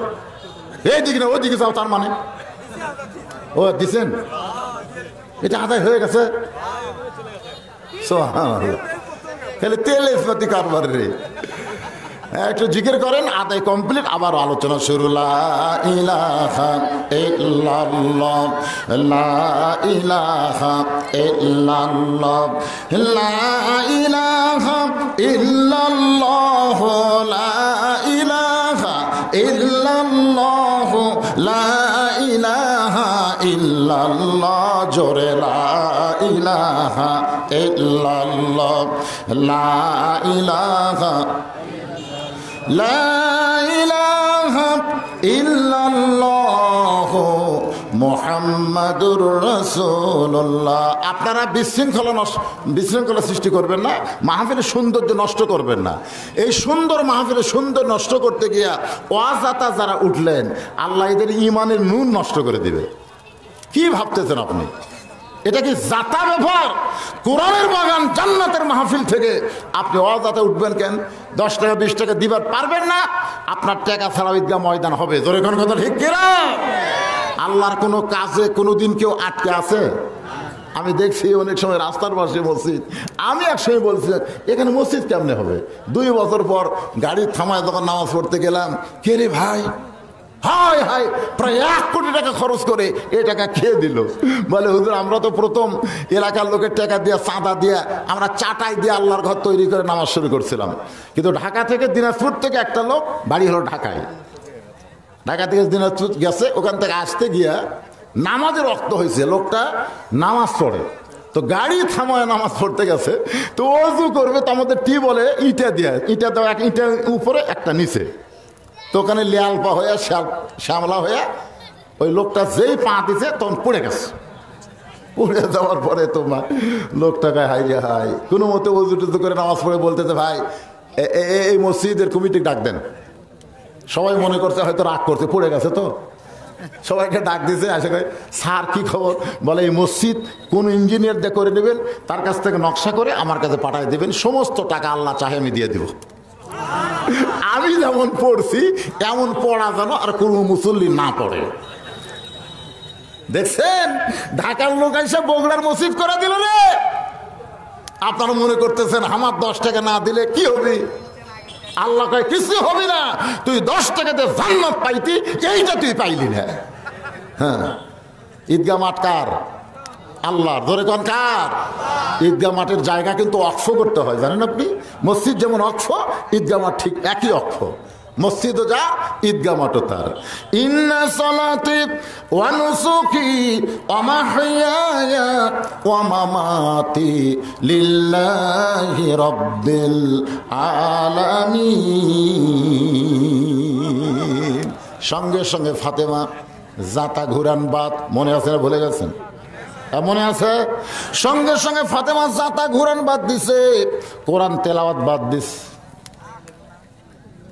হযরত আলী যখন দরজায় রব্বানা আতিনা ফিদ দুনিয়া হাসানা পড়েছে, সঙ্গে সঙ্গে ফাতেমা জাতা ঘুরান বাদ দিয়া, কোরআন তেলাওয়াত বাদ দিয়া স্বামীর সামনে হাজির। আলী বলতে তো ফাতেমা আমি ঘরের দরজায়, আর তুমি জাতা ঘুরান কোরআন তেলাওয়াত বাদ দিলা, ব্যাপার কি? ফাতেমা বলে স্বামী গো আপনি জানেন না, স্বামী যখন দরজায় আসবে তখন বিবির আর কোনো কাজ করা চলবে না। আলী বলতো তো ফাতেমা জাতা ঘুরান না হয় বাদ দিলা, তাই বলে কি কোরআন তেলাওয়াত বাদ দিবা? ফাতেমা বলে স্বামী গো শুধুমাত্র 5 ওয়াক্ত ফরজ নামাজ ছাড়া অন্য কোন ইবাদতে বউ যদি লিপ্ত হয় আর স্বামী যদি ডাক দেয়, সেই নফল ইবাদতগুলো বাদ দিয়া স্বামীর কাছে দাঁড়ানো হলো স্ত্রীর জন্য জায়েজ আইন। সুবহানাল্লাহ কন্যা গান। যদি নফল নামাজ পড়ে, বউ যদি নফল নামাজ পড়ে আর স্বামী যদি ডাক দেয় রহিমা, বউ মানে রহিমা কাশা কাশা বুঝাচ্ছে আমি নামাজ পড়তেছি, রাসূল বলবে হবে না, সরাসরি নামাজ বাদ দিয়ে লব্বাইক, জি হুজুর কি বলেন? আল্লাহ খুশি হবে। রাসূল বলেছেন আল্লাহর পরে কাউকে যদি সেজদা দেওয়ার হুকুম থাকতো, প্রত্যেকটা বউকে বলতাম স্বামীর পায়ে সেজদা কর। আল্লাহর পরেই মেয়ে মানুষের কাছে সবচাইতে দামি সেই মানুষটাই হলো তার। জোরে কর না কেন? আপনাদের পক্ষে ওয়াজ হচ্ছে না?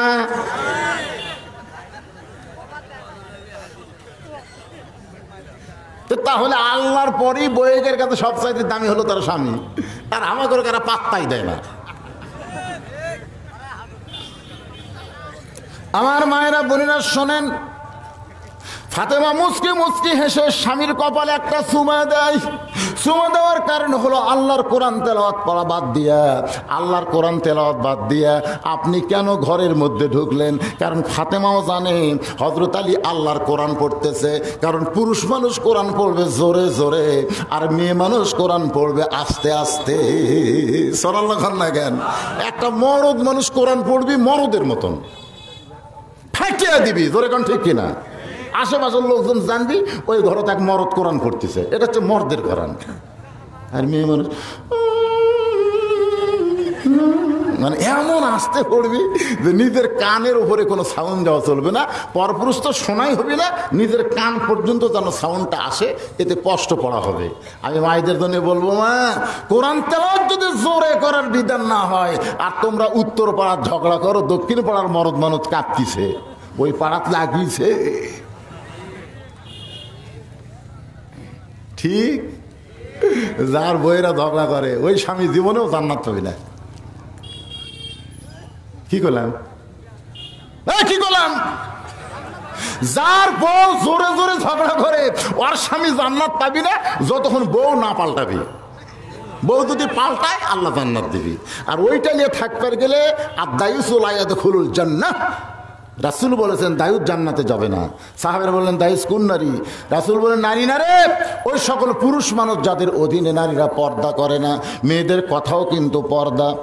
ফাতেমার স্বামীর কপালে চুমু দিয়ে বলেন আল্লাহর কোরআন তেলাওয়াত করতেছেন, সেই কোরআন তেলাওয়াত বাদ দিয়া বইয়ের কথা কি মনে হয়েছে? আপনি কেন ঘরের দরজায়? আলী বলে, ফাতেমা তোমার ছোট্ট ছেলে হোসাইন। যেই বলেছে তোমার ছোট্ট ছেলে হোসাইন, সঙ্গে সঙ্গে ফাতেমা থরথর করে কাঁপতেছে।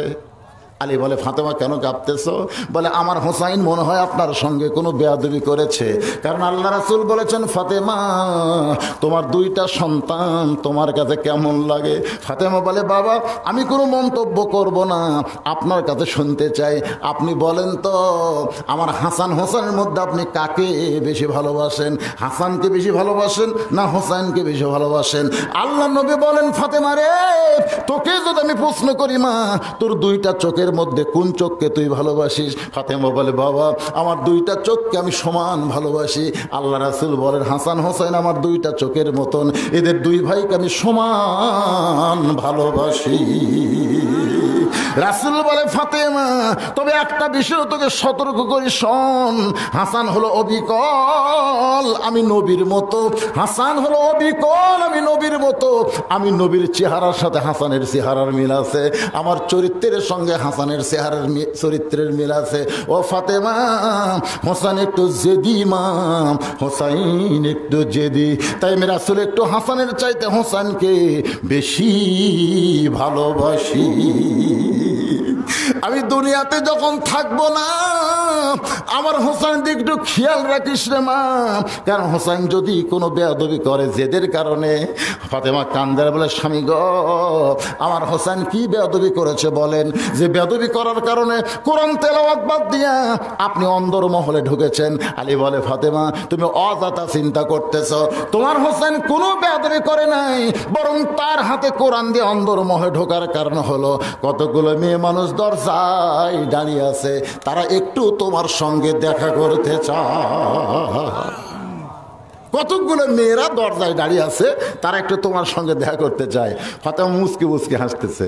আলী বলতেছে, হাসো কেন? বলে, হাসার কারণ হলো মেয়েরা যদি আমার সঙ্গে দেখা করতে চায়, তাহলে আপনাকে কষ্ট করে, মনোযোগ দিয়ে শুনবেন, শুনতে চান কি?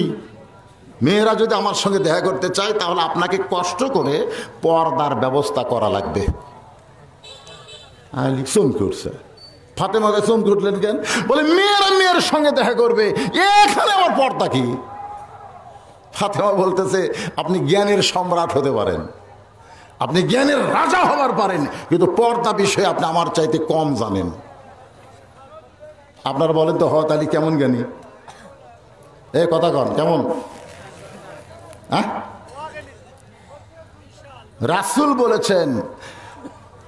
বলেছেন আনা মাদিনাতুল ইলম ও আলিউ বাবুহা, আমি হচ্ছে এলেমের শহর, আর আলী হচ্ছে সেই এলেমের শহরের দরওয়াজা। আমি রাসূলের যত জ্ঞান আমার কাছে না পেলেও তোমরা আলীর মাধ্যমে দুনিয়াবাসী পেয়ে যাবা। জোরে কোন সুবহানাল্লাহ। এই জন্যে প্রত্যেকটা সাহাবি আল্লাহ রাসূলকে প্রিন্সিপাল হিসেবে সম্মান দিতেন, আর আলীকে সম্মান দিতেন ভাইস প্রিন্সিপাল। মনে করেন ইসলামের একটা ভার্সিটি আছে, ইসলামের কি আছে? সে ভার্সিটির প্রিন্সিপাল কে? আলী। কেন? আল্লাহর নবী রে, ইন্নী বুইসতু মুআল্লিমান লিউতাম্মিমা মাকারিমাল আখলাক। আল্লাহ রাসূল বলেছেন, আল্লাহ আমাকে শিক্ষক করে দুনিয়াতে প্রেরণ করেছে। জোরে কোন সুবহানাল্লাহ। আর আমার বিশ্ববিদ্যালয়ে যারা ছাত্র হবে, তারা চরিত্রের সার্টিফিকেটে গোল্ডেনে প্লাস পাবে। আপনারা বলেন তো, নবীর মাদ্রাসার যত ছাত্র সাহাবী ছিল, তাদের চরিত্র কেমন? এই ভালোটা আসতে গেলেন কেন? জোরে বলেন কেমন? আল্লাহ কোরআনে বলেন, রাদিয়াল্লাহু আনহুম ওয়া রাদু আন যালিকা লিমান খাশিয়া রাব্বা। নবীর মাদ্রাসার ছাত্র যারা, তারা সকলেই বিনা হিসাবে জান্নাতি। আর সেই নবীর ভার্সিটির ভাইস প্রিন্সিপাল হচ্ছে আলী। প্রত্যেকটা সাহাবী আলীর সামনে দিয়ে যাইতে চিন্তা করতো, না জানি কি হয়। রে, সে আলীকে ফাতেমা বলতেছে, আপনি জ্ঞানের মহারাজা হবার পারেন, কিন্তু পর্দা বিষয়ে আমার চাইতে আপনি কম জানেন। সুবহানাল্লাহ হবেন না? যখন আল্লাহ রাসূল মেয়েদের 4টা আমলের কথা বললো, তখন আয়েশা এসে বলতেছি, ইয়া রাসূলুল্লাহ, মেয়েদের মাত্র 4টা আমল, আর কোনো আমল নাই? আল্লাহ রাসূল বললেন, মা ইয়ানতিকু আনিল হাওয়া ইন হুয়া ইল্লা ওয়াহয়ু ইউহা। আমি রাসূল কোনো কথা বলি না যতক্ষণ আল্লাহ আমাকে না বলায়। সুবহানাল্লাহ কবেন না? তাহলে আমি রাসূল 4টা কইছি না আল্লাহ কইছে? আল্লাহ কইছে। আয়েশা বলতেছে, হুজুর এবার আপনি হজে যাবেন, যাবেন না? বলে হ্যাঁ, আমিও আপনার সঙ্গে হজে যাব। আল্লাহ রাসূল জিহ্বায় কামড় দিলেন, জিহ্বায় কামড় দিলেন। আয়েশা বলে, হুজুর জিহ্বায় কামড় দিলেন কেন? রাসূল বলেন, আয়েশা তুমি হজে কেন যাবা? মেয়েদের আমল হলো 4টা, নামাজ, রোজা, স্বামীর কথা মতো চলা আর শরীরের হেফাজত করা। এই 4টা আমল করলে 8টা জান্নাত। তুমি আবার হজের কথা কেন বলতেছ? আয়েশা বলে, হুজুর আমি হজে যাব, আমি হজে যাব, আমি হজেই যাব। রাসূল বলেন, আয়েশা তুমি যদি হজে যাবার চাও যাও, আমি রাসূল তোমার দায়িত্ব নিবার পারবো না। মেয়েদেরকে রাসূল হজে নিরুৎসাহিত করার জন্য বললেন, তুমি হজে যাবা যাও, আমি তোমার দায়িত্ব নিব। এ কথা কর না কেন? নিব তাতে যান। আয়েশা কয়, যাবো না হুজুর, যাবো না, যাবো না, আপনাকে বেদর করে আমি যাবো। তো যেদি বোঝেন না, ছোট বয়সে বিয়ে হলে যা হয়। 6 বছরের নবী বিয়ে করছে, 9 বছরের সংসার করছে, 18 বছরের নবী চলে গেছে। যখন আয়েশার 18 বছর বয়স, তখন নবী নাই। তাহলে বুঝতেছেন কি যে দিয়ে আমার যে যাবো যাবো যাবো যাবো যাবো। ইতিমধ্যে আব্দুর রহমান দৌড়ে এসে বলে, ইয়া রাসূলুল্লাহ আমার বোনটা তো খুব জেদি, ও যখন যাবার চাচ্ছে হজে, আমি যদি দায়িত্ব নেই। আল্লাহ রাসূল মুচকি হাসিতে বললেন, তাহলে কোনো সমস্যা নাই, তুমি যদি দায়িত্ব নাও, মুহরিম দায়িত্ব নিলে সে হজে যেতে পারবে। আব্দুর রহমান তার বুঝবার পারেনি ঠেলা কি। রাসূল যখন বলেছে আমি তোমার দায়িত্ব নেব না, তখন কেউ দায়িত্ব নেওয়া ঠিক হয়নি। ধরে কোন কথা ঠিক কি? এই কি হচ্ছে রে বাবা, ওদিকে তাকো, আমার কথা দিয়ে খেয়াল করতেছেন না? আমার মায়ে করে কাজকে সাইজ মতো অশোনার লাগবি তো। এরা তো না আর বেয়া পর্দা হয় না ঘরে, কারণ বইগুলো যদি ভালো হয়, এই বইয়ের মধ্যে থেকে যে মালগুলো বাড়াবি ভাই, এরা কোনোদিন ব্রাজিলের আর্জেন্টিনার সাপোর্টার হবি না। ধরে কোন কথা ঠিক কিনা? আগেকার বক্তা ভালো ওয়াজ করবার পারেনি, এদের পেটের মধ্যে মালগুলা বাড়াছে, সব শালা ইহুদি খ্রিস্টানদের সাপোর্টার আছে। আমরা এমন মা বানাবো যে মায়ের সন্তানেরা বিশ্বকাপকে পছন্দ করবে না, যদিও পছন্দ করে সৌদির কলেমা পতাকা পছন্দ করবে। ধরে কোন কথা? পারুক বা না পারুক, আমরা কলেমার পক্ষে। 2-1 ঠিক কয়, বাদ বাকি ঠিক দাও কয় না। না কলেন না কলেন, কান্দের ফেরেশতা লিখতেছে, কান্দের ফেরেশতা লিখতেছে না। ওরা কি বসে আছে নাকি? ফেরেশতা দুটাই করছে, আল্লাহ ঈদে কিছুই করলো না, ঠিকও করলো না, কিছু করলো না, মুখ বন্ধ করে থাকলো, কে লেখনো? আল্লাহ বলতেছে বাম কান্দেটা লেখ। বাম কান্দে ফেরেশতাকে আল্লাহ কি কি লেখবো? এই তো কথাই কয়নি, মুখ বন্ধ করে আছে। যারা ঠিক কইছে ডান কান্দের ফেরেশতা লিখছে, আর যারা মুখ বন্ধ করে আছে আল্লাহ বলতেছে লেখ, এদের নামের পিছনে লেখ বোবা শয়তান। এরা হলো বোবা শয়তান, এরা মুখ খুলবি না। তাহলে মাগুলো ভালো হওয়ার দরকার আছে না নাই?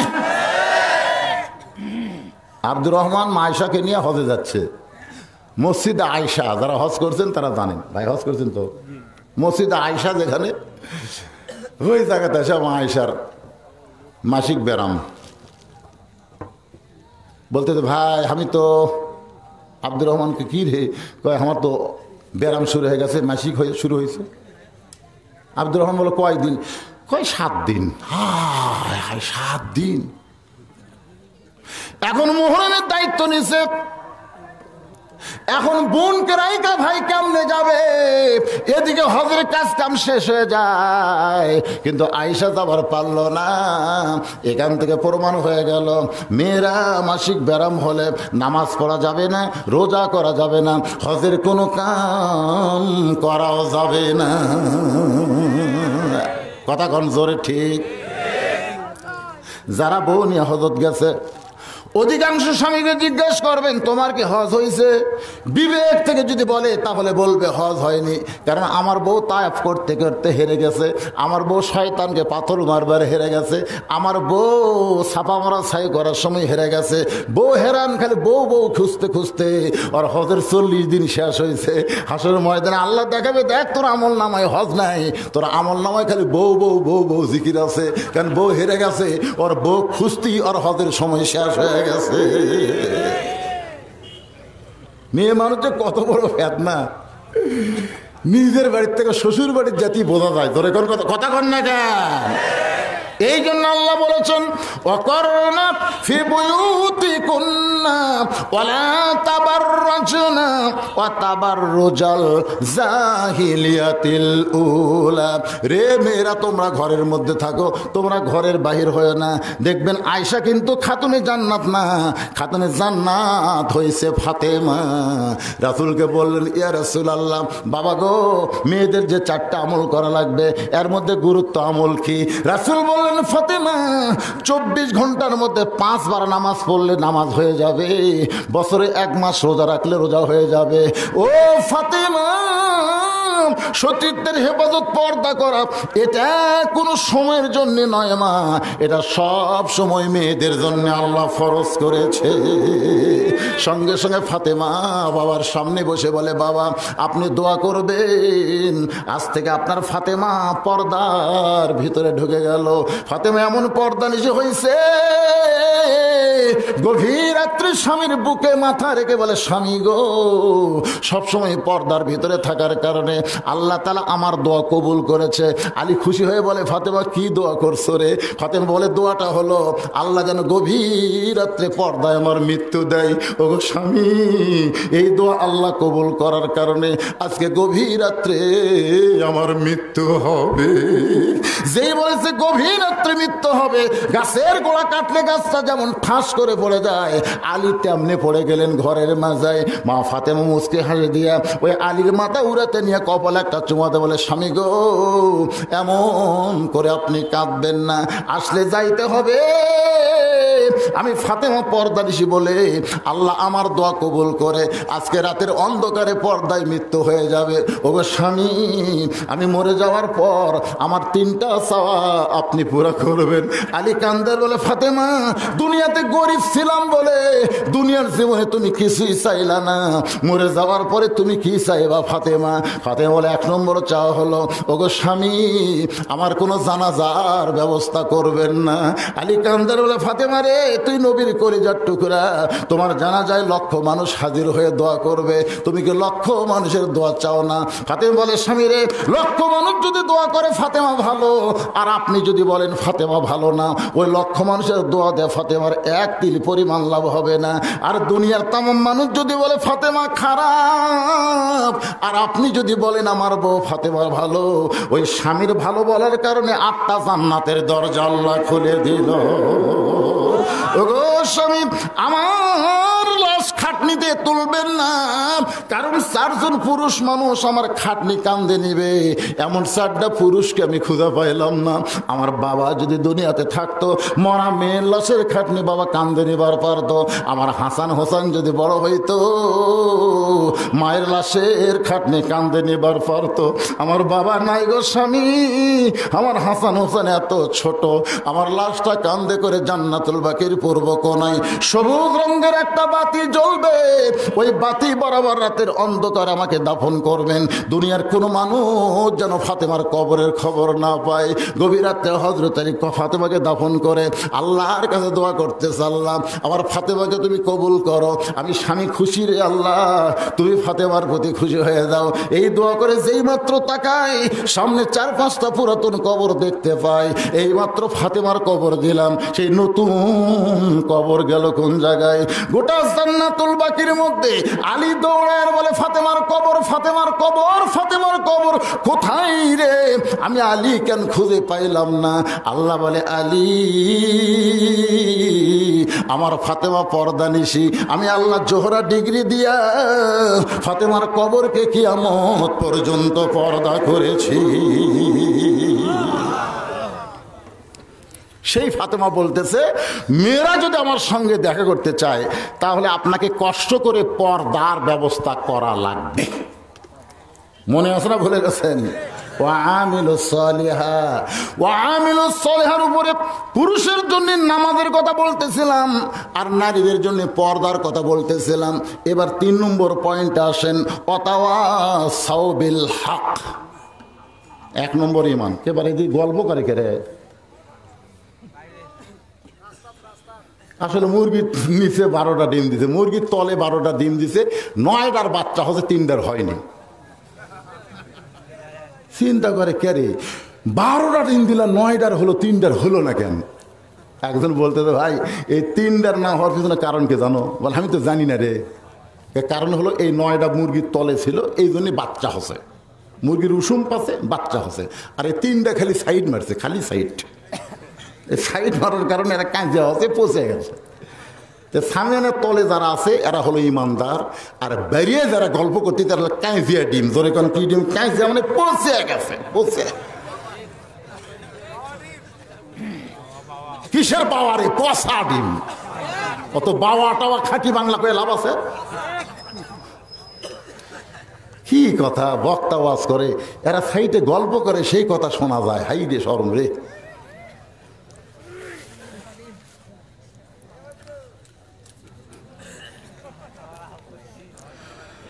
আল্লাহ, এই জন্যই তো ভাই রে, এটা পীর গোসাত হচ্ছে, এরা বলেন না পীর গোসা। আমরা কই না ধান গোসা, কলা গোসা, পীর গোসা। পীরও পুঁতাত হচ্ছে এটি, বুঝছেন না? কি রাগ করতেছেন? লাভ নাই, রাগ করা লাভ নাই। এখনো ওয়াজ হবে ওয়াতাওয়াসাউ বিল হকের ওপরে, শুনবেন? ঘড়ির দিকে টাকা দেখেন, 11:30 বাজছে, 2 ঘন্টা ওয়াজ হচ্ছে, টাকা হালাল হয়ে গেছে। আর কি রে?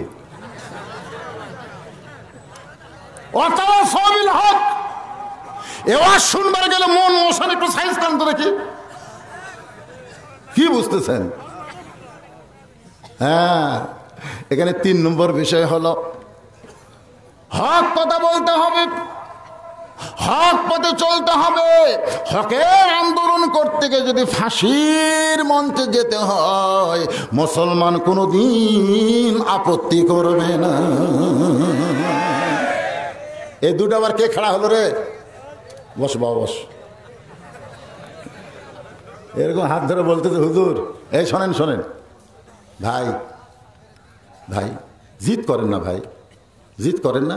রাষ্ট্রপতির কাছে খালি একটা দরখাস্ত লেখেন, একটা দরখাস্ত লেখেন, রাষ্ট্রপতি দয়া করলে আপনার ফাঁসির দণ্ড মওকুফ হবে।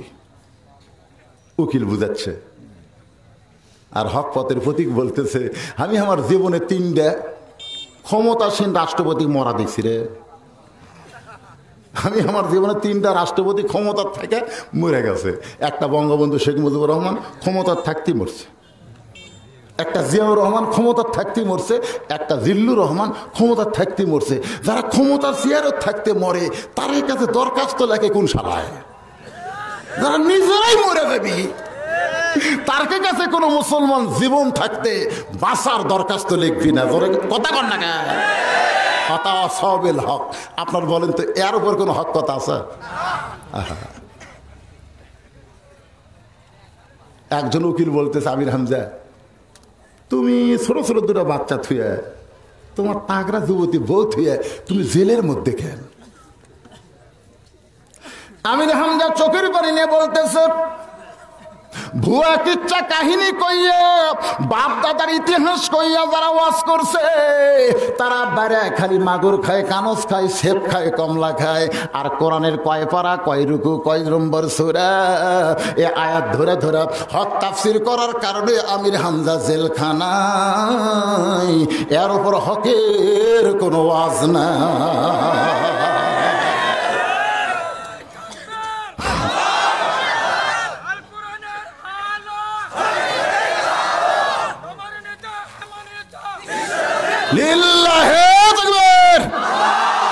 এমন একজন লোক স্লোগান দিচ্ছে তার গলায় বসে গেছে। এই শোনেন, আমার সাথে একটু আপনার দিবেন দিবেন হকের উপর ওয়াজ হচ্ছে রে, শরীর গরম করা লাগবে। আল কোরআনের আলো ঘরে ঘরে দিলে কাম হবি না, সংসদেও চলবি না। আমরা বলবো সব জায়গা, তাহলে সংসদ বাদ থাকবি। এটা হচ্ছে এমন অ্যাঙ্গেলে স্লোগান, বুঝলেন? ওরা মনে করি, আর যখন সংসদ কবি তোরা ওই দল, ওটা ওই দল। এই জন্য আমরা সংসদ কমো না, আমরা কমো সব জায়গা। রাজি আছেন? আল কোরআনের আলো, কোরআন হাদিস যেখানে, দুনিয়ার মুসলমান লিল্লাহি তাকবীর। এটা হেকমতে মার দিলাম। সব জায়গায় সমস্যা আছে নাই। যখন দেখবেন ডাইরেক্টে চলবে না, একটা ছোট্ট কথা বলি, আপনারা কথাটা খেয়াল করবেন। প্রতিদিন বলো সব মসজিদে যাই, প্রতিদিন কয় সব মসজিদে যাই। ওই রাগ করে তুই নামাজ পড়াও যা, আমি না পড়াও তাই, হয় না? এটার নাম কিন্তু ডাইরেক্ট, এটা ডাইরেক্ট সব মসজিদে যাই, তুই নামাজ পড়াও যা, আমি না পড়াও তাই। তখন বলছেন না রে, ডাইরেক্ট দিয়ে কাম হবি না রে। এক ডাইরেক্ট বললে ওই যে খেপা যায়। এবার কি করা লাগবে? উদউ ইলা সাবিলি রাব্বিকা বিল হিকমা মাউইজাতিল লিল হাসানা। সুবহানাল্লাহ। ও পীরগছা বাজারে দেখে ঘুরতেছে, এই শালা বেয়ান আমাদের কোন জায়গায় ঘুরতেছে? পীরগছা বাজার ঘুরতেছে। 3টার সময় হাত ধরছে, চ যাই। তখন বলতেছে এখন কোন নামাজ? 3টার সময় তো কোনো নামাজ না পড়ুক, কিন্তু নামাজের সময় জানে। আরে ভাই, তুমি কি মনে করছো তোমার হাত ধরলি নামাজ? বলে না, এতদিন তুমি আমার হাত ধরছো নামাজের জন্য, আজ কি জন্য? বলে না, আজকে নামাজটা আমাদের জন্য না, আজকে তোমাকে আমি চা খাওয়াবো। আপনার বলেন তো, নামাজের কথা বললে যে গরম হয়, চা খাওয়ার কথা শুনলে সেই গরম হবে?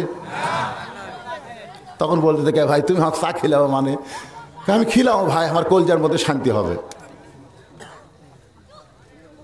তো এখন ওকে হাত ধরে নিয়ে গেছে চাষতলে, যা বলতেছে নিমকি দাও, পেঁয়াজি দাও, মিষ্টি থাকলে মিষ্টি দাও। তখন বলতেছে এত কেন ভাই? বলে তোমার খিলাই আমার কলিজায় শান্তি হই ভাই, খাও। খাইতে খাইতে আসরের নামাজের আজান দিয়েছে। 4:45 হলো আসরের নামাজের আজান। কয়টার সময়? খাইতে খাইতে গল্প করতে করতে আসরের নামাজের আজান। আজান যেই দিতে তখন বলতে, তখন বেনামাজি বলতেছে ভাই আজান শুনে আপনি করতেছেন কেন? এটা হলো হিকমত। আহা বলার কারণ হলো, আমি নিয়ত করছিলাম তোমাকে 50 টাকা খিলাম, আজকে আমি নিয়ত করছি, কিন্তু 30 টাকা খিলেতে আজান দিল রে। কে রে মদ দিন, আর 10টা মিনিট পর দিবার পারল না। আমি আর ভাই 50 টাকা খিলামো, এই 30 টাকা খিলাতে আজান দিল রে। ভাই, ও ভাই, তুমি খালি বসে থাকো, আসর নামাজ পড়তে সময় লাগে মাত্র 10 মিনিট, আমি 10 মিনিট পর আবার আসতেছি, তোমাকে আবার 20 টাকা খিলামো। ভাই ভাই তুমি খালি বসে থাকো, চেয়ার দাম ছাড়ো না। এই কথা বলে যে নামাজের দিকে যাচ্ছে, বেনামাজি খফ করে হাত ধরছে। কি 1 লাখ যাবে আমার কবা না? তখন বলতেছে ভাই এতদিন বহু আর কইছি ভাই তুমি যে গরম। আরে পাগলা, খালি খালি কইছো রে, খালি খালি আমার নামাজের কথা বললে আমার কলজাত খালি তিতো লাগে। আজকে 30 টাকা খিলেছো, আরো 20 টাকা খিলাবে। তুমি কি মনে করছো মানুষ না? আল্লাহর জন্য না হোক রে, আজকে তোমার জন্য আমি আসর নামাজ পড়বো রে। তুমি কি মনে করছো আমার বিবেক কুত্তে মুতে দিছে তাই মনে করছো? আল্লাহর জন্য না হোক, আমি তোমার জন্য আজকে নামাজ পড়বো। তখন মনে মনে বলতেছে আল্লাহ, ডাইরেক্ট বললে হবি না, আল্লাহ আজকে অ্যাঙ্গেলে মারছি। চলো ভাই মসজিদের কাছে বলতেছে ভাইজান এতদিন নামাজের কথা বলতি, তুমি যে গরম হচ্ছে, তাহলে তুমি যা ইচ্ছা তাই কত দেখি কি করবে? তো বলতেছে ভাই কিছু না, ওযু করা লাগবে ভাই। তখন বলতেছে মাঘ মাস রে, আপনি জানেন এই যুবকেরা যখন ফজরের আজান শুনবে, আজান শোনার পরে ল্যাপ তোষককে লাথি মারে ঠান্ডা পানিতে ওযু করে ফজরের জামাত পড়ার জন্য রওনা দেবে। ফেরেশতা বলবে আল্লাহ যুবক কারা? আল্লাহ বলবেন এরা বদর যুদ্ধের সৈনিক। যদি বদর যুদ্ধ থাকতো সেই যুদ্ধে এরা অংশগ্রহণ করতো। জোরে কোন সুবহানাল্লাহ। আর আমাদের যুবকেরা আযান দিলে আসলো 3.5 হাত, শুরু হলে হয়েছে 2.5 হাত। মানে আগে আসলো 3.5, আগে কত? যে আযান শুরু হয়েছে, আযান শুরুই না যে একবারে ল্যাপ মাথার উপর মারছে, মাথার উপর ল্যাপ মারলে পাও যে বার হবি, পাও টেনে বুকের কাছে থসে। আপনি ভেড়া থেকে মনে করবেন চাউলের বস্তা ঢেকে থসে। কেরে মাথা নাই পাছা নাই, গেল কোথায়? ল্যাপ টান্দা দেখেন, ল্যাপের ভিতর ওর সাইজ আর সাইড ঠিবে সকালে কুত্তার সাইজ, একই সাইজ। জোরে কোন কথা ঠিক কিনা? কুত্তা যে সাইড ঠিবে গোল হয়ে থাকে দেখেন না আপনারা, ওই কিন্তু ল্যাপের মধ্যে গোল।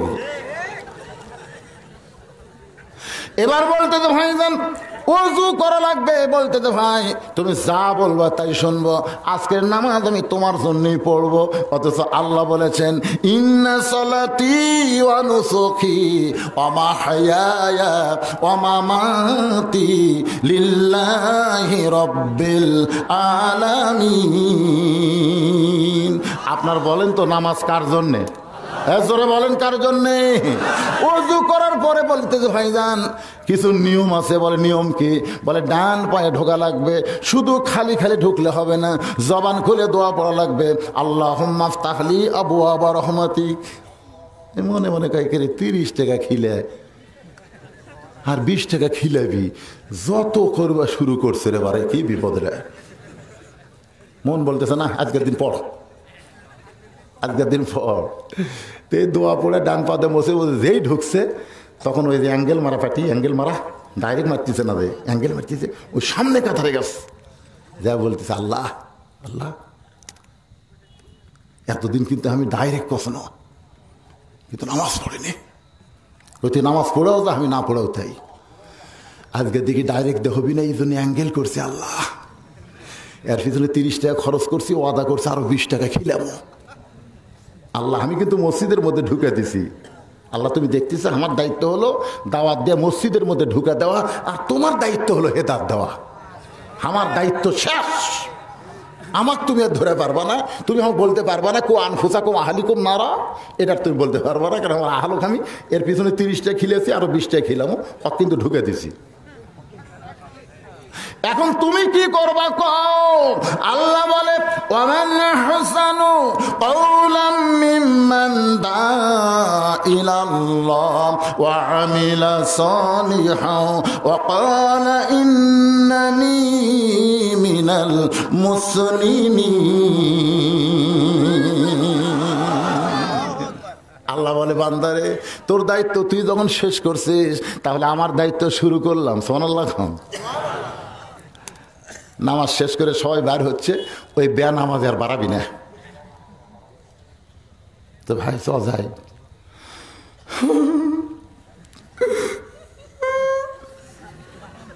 কান্দিস কে? আয় হায়, নামাজের মধ্যে এত মজা, তোকে আমি 100 টাকা খেলাম ভাই। কে রে? আমি খেলেছি 30 টাকা, 100 খেলাম রে। এতদিন বুঝবার পারিনি ভাই রে। হায় হায়, নামাজের মধ্যে এত শান্তি। সুবহানাল্লাহ। আনতা আবুদুল্লাহ কান্নাকা তারাহু ফাইল্লাম তাকুন তারাহু ফাইন্নাহু ইয়ারাকা। যারা নামাজ ধরেনি এদেরকে ধরান খুবই কষ্ট। একবার যদি নামাজ ধরে জীবন যাবে, একটা ওয়াক্ত নামাজ বাদ দেবে না। ধরে কোন কথা ঠিক কথা কান্ডে। আপনারা যারা 5 ওয়াক্ত নামাজ ধরেছেন, একদিন ইচ্ছা করে এশার নামাজ বাদ দিয়ে আপনি ঘুমাতে যাবেন, একটু চেষ্টা করে দেখেন তো হয় কিনা। আরে ধরেন তো একদিন, দেখা যাক। আপনি যত বড় বাপের বেটা, যতক্ষণ নামাজ না পড়বেন আপনার চোখত ঘুম ধরবি না। যারা ধরেনি এরা বুঝবার পারতেছে না, কিন্তু যারা ধরিছে ভাই এরা আর ছাড়বার পারবি না। কারণ নামাজ এমন একটা ইবাদত, যে ইবাদতের মধ্যে সরাসরি আল্লাহর সঙ্গে বান্দার একটা মহব্বত পয়দা হয়ে যায়। নেক আমলের মধ্যে 1 নম্বর আমল হচ্ছে নামাজ। জোরে কোন 1 নম্বর আমল কি? ফাতেমা বলতে স্বামী গো, আপনি জ্ঞানের রাজা হওয়ার পারেন, কিন্তু পর্দা বিষয়ে আমার চাইতে আপনি কম জানেন। পুরুষের জন্য হলো নামাজ, আর নারীদের উপরে পর্দা। ওয়াতাওয়াসাউ বিল হকের উপরে ওয়াজ চলতেছে। আর 4 নম্বর বিষয় হলো ওয়াতাওয়াসাউ বিস সবর। আমি আসর কমপ্লিট করব, এতে যদি আরো 20 মিনিট লাগে সমস্যা আছে? আমি ঘড়ি ধরে ওয়াজ করতেছি। আপনারা মনে করেন না যে হুজুরকে সারা রাতের চুক্তি লিখছে, তা নেই। ওয়াতাওয়াসাউ বিল হক, একটু মনোযোগ দিয়ে শুনবেন। যদি ডাইরেক্ট না বলা যায় তখন কি করা লাগবে? Angle angle.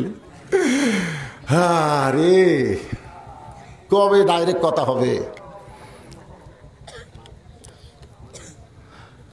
হকের পথে চলতে গেলে, হকের কথা বলতে গেলে বিপদ আপদ মুসিবত আসবেই। জোরে কোন ঠিক কি না? এই জন্য আল্লাহ বলেছেন ওয়াতাওয়াসাউ বিস সবর। খুব খুব খেয়াল।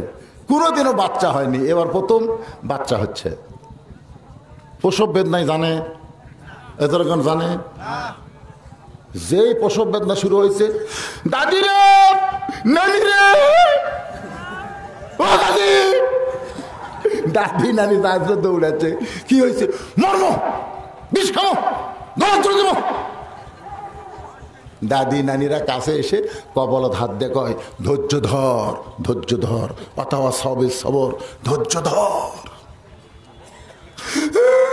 আর পারতেছে না, ধৈর্য ধরে কি সেই বিষ বেদনা ভাই রে, খালি কান দে। দাদি কয় ধৈর্য ধর, ধৈর্য ধর, দাঁতের উপর দাঁত দে, দাঁতের উপর দাঁত দে। এই দাঁতের উপর দাঁত দিছে, এদিকে বুঝছেন একজন ধাইমার টানতিছে, ওই ব্যাস হয়ে গেছে করে বাচ্চা কান্না দিছে। এই কান্নায় কান খাড়া করছে। দাদি নানি কপালে পানি দেয়। কপালে পানি দিলে মায়ের হুঁশটা যখন ফিরে আসে, এমন সময় বাচ্চারে গোসল করে মায়ের সামনে দেয়। মা বুকের মধ্যে সন্তানকে নিয়ে কপালে চুমো দেয়, মুসকি মুসকি হাসে। দাদি নানি বলতেছে, এই সন্তানের জন্য তুই বলেছিলি বিষ খাবো মরে যাব, এখন সেই সন্তানের কপালে চুমো দিয়ে মুসকি হাসিস কেন? মা বলতেছে, দাদি কষ্টের পরে এত শান্তি ধৈর্য ধরার কারণে। আগে যদি বুঝতে পারতাম তাহলে আমি কখনোই অন্যায় অবিচারে অধৈর্য হতাম না। আজকে যারা বাংলার জমিনে কষ্ট পায়, আল্লাহ কয় ধৈর্য ধর, একটু ধৈর্য ধর, একটু দাঁতের উপর দাঁত দে, নিজের বাড়ি বাদ দে, আলুর বাগড়ে ঘুমার লাগে ঘুমা, একটু ধৈর্য ধর। এই ধৈর্য ধরার কারণে মা যেমন প্রসব বেদনা সহ্য করে সন্তান পায়, তোমরা ধৈর্য ধারণ করো, দেখতে পাবে 23 সালে বাংলাদেশের দুর্ভিক্ষ হবে না। আমার আল্লাহ তাআলা একটা পরিবর্তনের পতাকা দাঁড় করায় দিবে। ওয়াতাওয়াসাউ বিস সবর। আমাদের ধৈর্য ধরা দরকার আছে না? নাই ধরে কোন আছে না? না ওয়াল আসরি ইন্নাল ইনসানা লাফি খুসর ইল্লাল্লাযীনা আমানু ওয়া আমিলুস সালিহাতি ওয়া তাওয়াসাউ বিল হক ওয়া তাওয়াসাউ বিল হক ওয়া তাওয়াসাউ বিস সবর। আলী বলতেছে, ফাতেমা, মেয়ে মানুষের সঙ্গে দেখা করতে পর্দা লাগে। ফাতেমা বলতেছে, আপনি জ্ঞানের সম্রাট হতে পারেন, আমার চাইতে আপনি কম জানেন। আপনি বলেন তো, এত বড় জ্ঞানীকে বউ যদি বলে কম জানেন, তাহলে মন খুশি হবি না কষ্ট পাবি? আলী যখন মন খারাপ করে আছে, ফাতেমা কপালে হাত দিয়ে বলতেছে, মন কষ্ট পাইছেন? আচ্ছা, যে কয়টা মেয়ে দরজায় দাঁড়িয়ে আছে আপনি তাদের চিনেন? দেখেন কথার সাইজ কি। ফাতেমা বলতে, স্বামী গো, যে কয়টা আমি আমার সঙ্গে দেখা করবে দরজায় দাঁড়িয়ে আছে আপনি কি তাদের চেনেন? আলী চিন্তা করতেছে, যদি বলি চিনি, আপনি খালি আপনার বউ বলবেন যে উত্তর পাড়ার মুখের বউ আমি চিনি রে, সেই রকম খালি কইয়া দেখেন, খালি কইয়া দেখেন, তখন আপনার বউ বলবে তুমি লুচ্চা, পরের বউ তুমি চেনো কেমনে? আল্লাহ কোরআনে বলেছে, কুল্লিল মুমিনিনা ইয়াগুদ্দু মিন আবসারিহিম, যারা প্রকৃত মুমিন পুরুষ হবে তারা সবসময় নিচের দিকে তাকে থাকবে, কারো বউ কারো বেটি দেখবি না, দেখবার চালে নিজের বউ খালি দেখবি। জোরে কর কথা ঠিক কিনা? ফাতেমা বলে, স্বামী গো, দরজা যে কয়টা মেয়ে দাঁড়ায় আছে আপনি কি তাদের চেনেন? আলী বলতেছেন, ফাতেমা, এই দুনিয়াতে একটা মাত্র মেয়েকে আমি চিনি, সেইটা হলো আমার হাসান হোসাইনের মা। ফাতেমা দৌড়ে স্বামীর কপালে চুয়া খেয়ে বলতেছে, আপনি হলেন আসল মরদ, যে নিজের বউ ছাড়া অন্য কোনো বউয়ের দিকে তাকায় না। কেরে কথা কর না কেন? নিজের বউ ছাড়া অন্য কোনো মেয়ের দিকে তাকায় না। এরা হলো আসল পুরুষ, আসল মরদ। এই ছেলে পেলে মনোযোগ দিয়ে শোনো, নিজের বউ ছাড়া অন্য কোনো বউয়ের দিকে তাই তাকায় না, তার জীবনেও ওই হারবাল খাওয়া লাগবি না। আর যারা নিজের বউ ছাড়াও ওভার ডিউটি মারে,